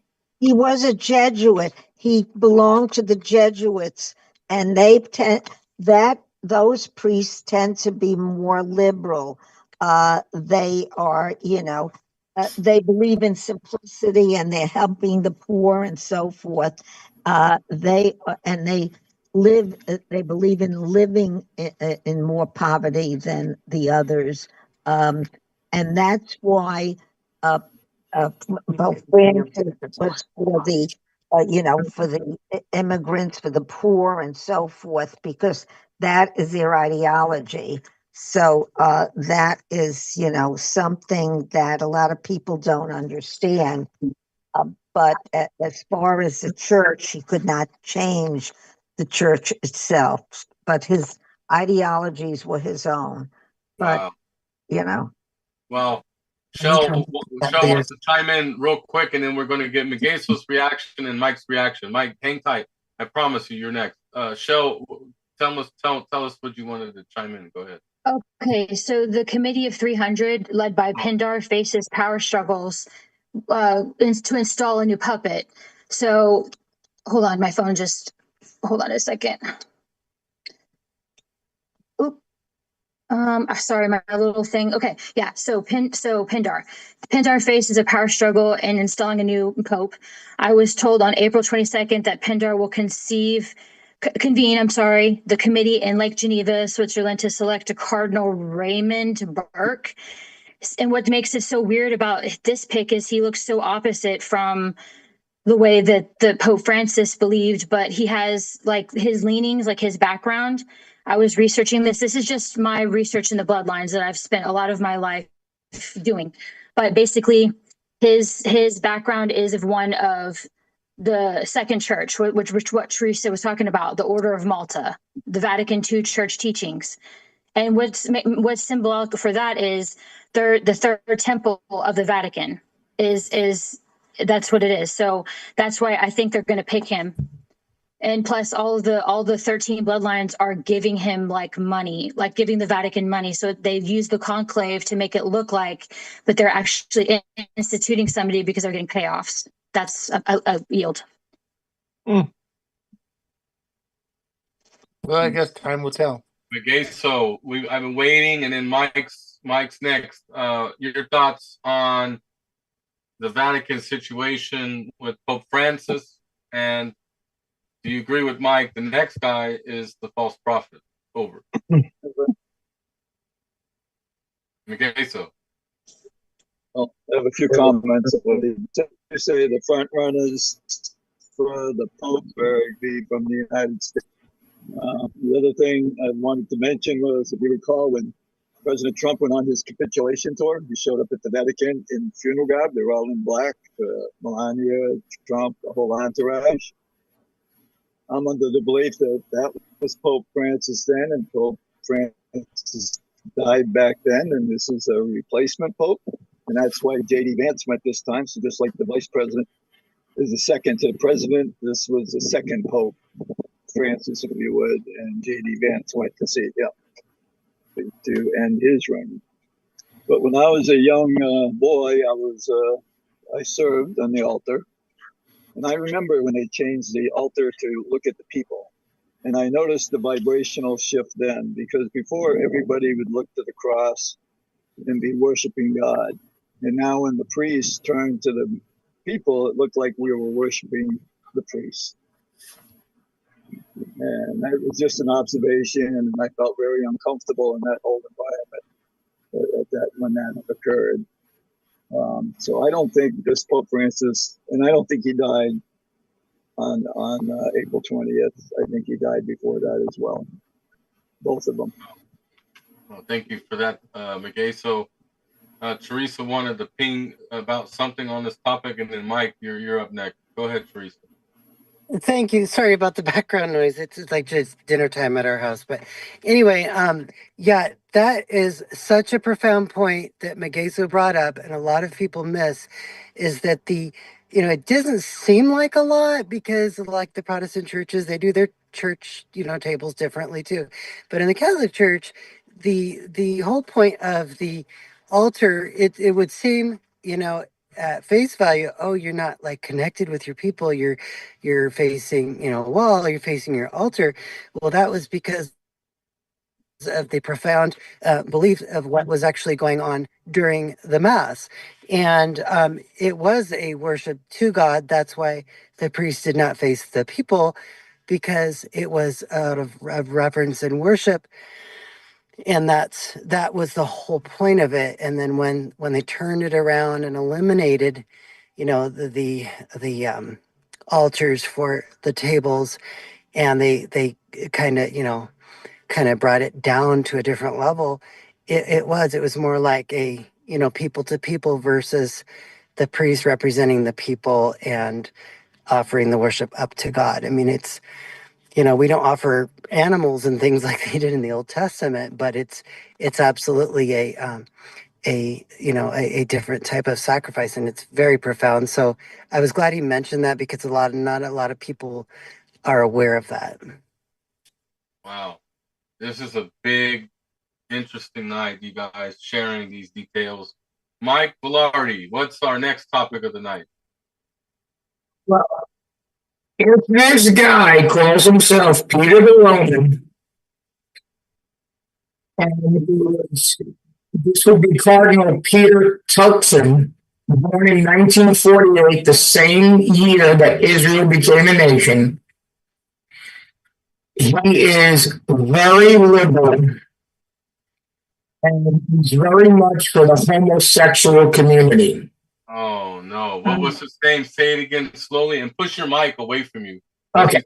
So, Peter Turkson, Turkson. Peter Turkson. Yeah, that's the guy. He's from Ghana. Well, he was actually born in Rome, but his parents are he was made a cardinal by Pope John Paul II in 2003, and he has the support of the cardinals that were appointed by Pope Francis due to his liberal views. Wow. And they make up the majority. So the false prophets incoming. Leslie, how do you feel about this? And then, this next guy, Mike saying, is supposed to be the false prophet. I mean, here we are. We're coming to end times. You used to be in the Catholic Church, and you decided, to go, to the Christian way. But there's a lot of shenanigans going on at the Vatican. What do you say? Yeah, I totally agree with everything that Mike was saying, and yeah, and I don't want to like offend any Catholics, but I would just say take everything to God, because He's actually the one that showed me the truth about the Catholic Church. And I am thankful to this day, because even though my mom's not here anymore, she knows why I left. When I was presented with documents that stated that I signed by my own hand when I got married to my husband, that I was to raise my unborn children Catholic, and that she had copies of this, it started getting me thinking about like, what? Just wait a second here. And then all of the things about the different sacraments and all of that. So much, do it this way, do it that way. Well, newsflash, guys, we can go straight to the Father through Jesus. That's it. That is it in a nutshell. And I just wanted to, just point that out, that discernment is super important right now. I yield. Amen. Amen. It is very important for us to get a piece of information, and we need to validate it. We need to research it. We need to rely on each other, right? Because I'm not going to believe some data that's being handed down to us to trust, okay, to believe in. And I'm going to believe in us more than some data or some statistic that's being pushed by our enemy. I've learned to fight against the lies and the deceit. And I'd like to thank all of you guys for being a part of this, because truth is what's going to really win this good versus evil war. I mean, God wins in the end. We know that. But, while we're still here on earth, we're fighting this fight. We are suffering in certain different aspects in certain times. But, the more we share, the better we're going to be. So on that note, Ron, I'm just going to declare it right now. Ron, Nevada, Linda, Washington, Leslie, Oklahoma, Megayso, Hawaii, Teresa, Washington, Tom, Florida, Amber, Minnesota, Mike, Florida. I want you guys to help, and Jimmy, North Carolina. If Jimmy, North Carolina, get up here. I need you guys to help with the, yeah. Yes, just Miguel. Your connection's kind of bad, Megayso, but in any event, Teresa, Amber, Leslie, Linda, everyone I just called, help me run the Intel open mic session. Valerie and I are going to do our bio break, walk the dogs, and come right back. But Megayso, go ahead and start. And then Amber, Leslie, you guys, everybody, don't let any white noise. Everyone, let's bring up some good topics. Let's make sure that we're respectable with the microphone. And also Rosemary's up here as well, and Shell. Okay, they just don't have their cameras on tonight. So Shell and Rosemary's also up here. So there's a James. I've been trying to unmute, but go ahead, Megayso. We'll be back. Thank you, guys. Okay, today here in Kauai, I became a process server along with Kayleigh Taylor and Andrew Akers. We served our mayor and other people. Another lawsuit dealing with the sins of the past 4 years, bioweapon and all that. It's a 235-page indictment, and that was delivered today. Secondly, we all talk about fairness in elections, truth in elections. Well, recently in Kauai, we have a lot of rhinos. We've had 2 election readers in District 17, and now on the Kauai County chair election. So we're having a redo on that, and I'm in a meeting tonight regarding that, because we have to follow the rule of law. So rule of law, common sense, and the restoration of freedom of speech is what Donald Trump emphasized and talked about. So I'll just give you a little bit. One of them complained that the number of votes that were unlawful in the election would not have changed the outcome of the election, and we should just move on. We cannot move on if there's one bad vote or one lie that leads to many lies. We have to do the best we can to make sure everything is transparent and people are held accountable when it's not done properly. So that's what's taking place here in Kauai. I'll be going to a meeting shortly, so I just want to share that with everybody. I yield.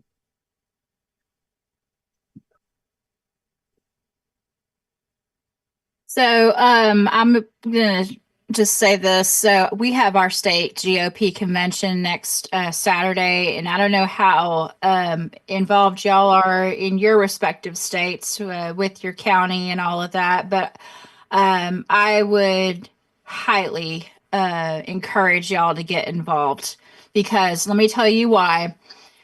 You don't know what they're trying to pass until you are there firsthand listening to everything. And I was fortunate to be at my platform committee for the county convention, ahead of the county convention, and once again for the state.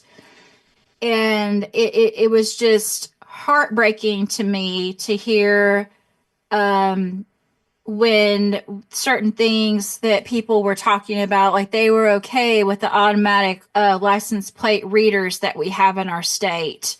And, things of that nature, like, because they're not, they're listening to, the misinformation, so to speak, and just going with it. And so, I don't know when y'all's state GOP convention is, but even if you attend as a guest, I would highly recommend it, because you'll learn a lot. I yield. Yeah, our Hawaii convention is this month in May, and the Kauai County re-election is going to be May 4th. And when I mention illegal votes, we're not talking about national level.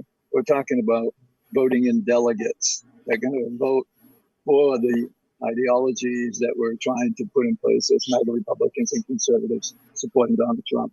And so we're infiltrated by many people, and many of other states have their infiltration. We have to identify those people and get them out of the party and replace them with people who are really passionate about making the changes that need to be done, and to stand up to the tyranny that takes place within our own counties, boroughs, states, townships, whatever it is.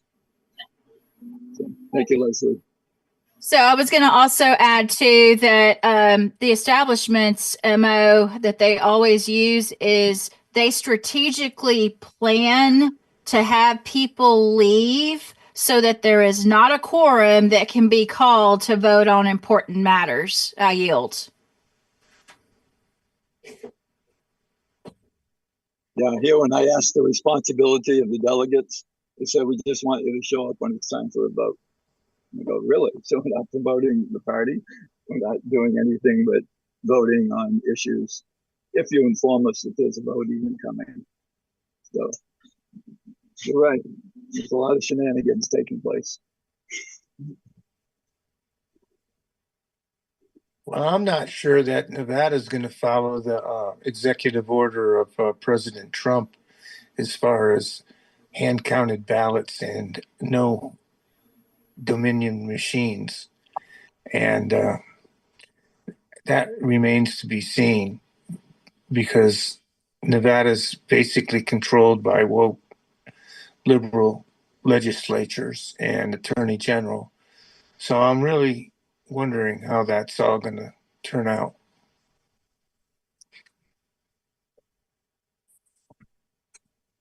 I have to hop off here, but respectfully, Leslie, I was trying to send you a message in the chat, but I guess it's not working. But I would love to chat with you offline, because the Bible does have direct references to 7 sacraments that Christ left us with. And I want everyone just to think about this for a second. Why is no other church being attacked like the Catholic Church? And from within, and just the evil abounds there, right? So usually when you find that you're being attacked, what do you consider? They're over the target, right?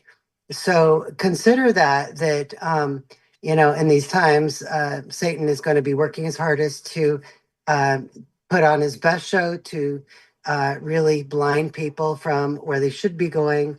And it might be a blessing in disguise that with your marriage that you didn't get into the current Catholic Church as it is, because it is so lost in direction right now. It's like the sheep without the shepherd. And it was all prophesied in Revelation and in the Bible, everything's there. So offline, I would love to talk to anybody that is interested. I can point you right to the direct quotes where I believe, and it's very clear that Christ did set up, a process here on earth after he left the earth and resurrected. But I don't want to belabor tonight's conversation with it, but it's all there. And just question yourself, even if you think you found, your process for communication with God, that is awesome. Just all I say is just keep praying for the truth, because if you are open and honest and just open-minded, you will arrive there someday, somehow. And it is said too that in the very end, somehow there is a God actually appoints the last or the true pope. I don't know how it works, but it's, I think, also in Revelation. So all is not lost, just hang in there, but we are in for some rough times. And thank you, everybody, for hearing me out, and hang in there and keep the faith and keep fighting. Sorry, Ron, you got such liberalism there. We've got it here in Washington. And I'm excited to partner up with Linda, and maybe I can stay a little bit more on top of our politics here and keep fighting, because it clearly seems that we're trendsetters and we need to change that to a good way. Amen. Thank you all. Good night. Good night. Bye.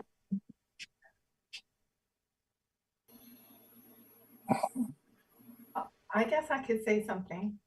Can you hear me? Yeah. Great. So I told you I moved from California. I was in the Los Angeles Central County Committee as a delegate and as a national delegate for Bernie. And then we saw so much corruption. We, the people, don't have any control at all. It doesn't stop me from fighting. But in Nevada, I was in Nevada. And I have friends that went there and saw the shenanigans that went on. Barbara Boxer told people they were throwing chairs. It was crazy. They're just and I have friends that went there and on Barbara Boxer liars, and they're all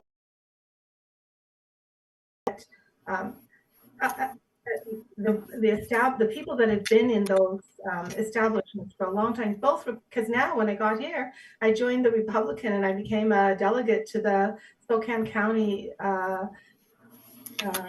GOP. And everybody on this side of the state voted for a fellow named Semi Bird, and he actually got endorsed for the Washington governor across the state. Of course, the Seattle area and stuff, they weren't so big on him, but the GOP would not, even though the People's Voice had said they had picked Semi Bird to be their candidate for governor, the GOP, the establishment inside, wouldn't support him. They will not support the People's Voice. That's what happened to Bernie. He was hands down the winner, but they stole it. And I don't know if they go to the lengths to steal things here that they did in the California party. But I left. They called me an extremist. I stood up for Trump. I said, you can't take away his right to speak. And they said, you are an extremist. And just at that time, Biden had brought out something that said that they were domestic terrorist or extremist. And they started labeling me that. And plus a lot of other things were happening. And I said, I'm out of here. But, if you're it's very important to be in the county and be there to see what's going on.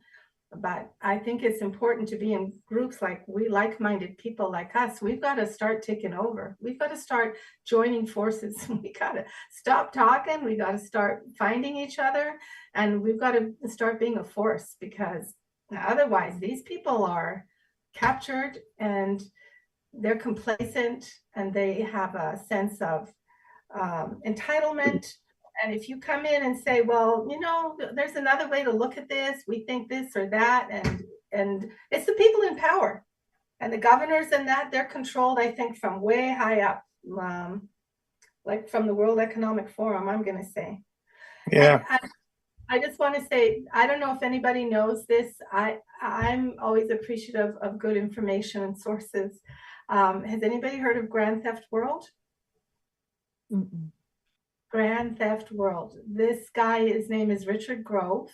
I didn't put it in the chat. And I listen to him every Friday, every Sunday night.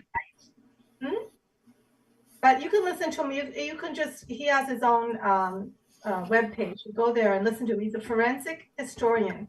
He was like us at the beginning, you know, trusting, like Bree was, trusting in the system and everything. And he was working at the World Trade Tower, and he had become a whistleblower.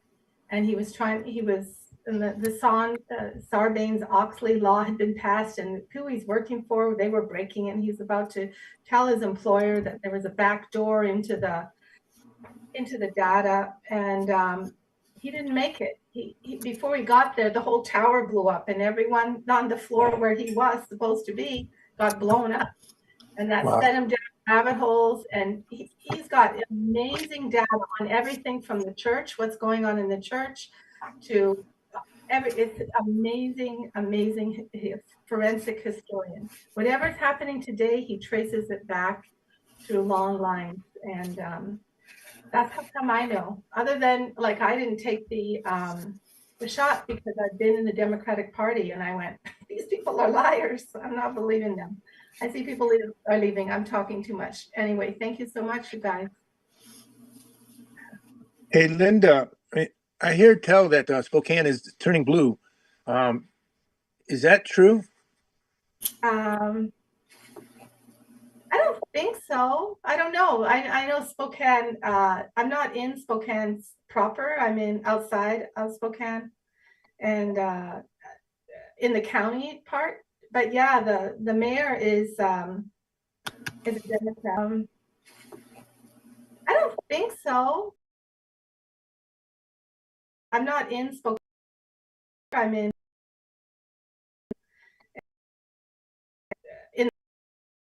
But yeah, the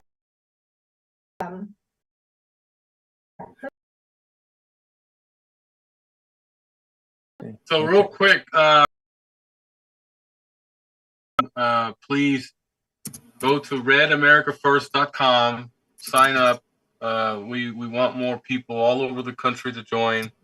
We have 2 podcasts right now. Hashtag Pastor's Point, Monday nights, 8 p.m. Eastern Standard Time. Hashtag Town Hall, Thursday nights, 9 p.m. Eastern Standard Time. That's where you guys are right now. And, you know, we're going to be doing a lot of things, getting our country back from these crazy people that have put a lot of corruption in between freedom and all these other things. But make no mistake, we love all you guys, and please, those live viewers, redamericafirst.com, because we're shutting off the live stream tonight, but we're going to continue the after dark intel round. So thank you guys for joining tonight. Make sure you guys come Mondays and Thursdays. And all right, guys, continue. I'll be back. Continue. Thank you. Hey, y'all. Wendy's on from my state. Some of y'all were asking about elections a second ago. She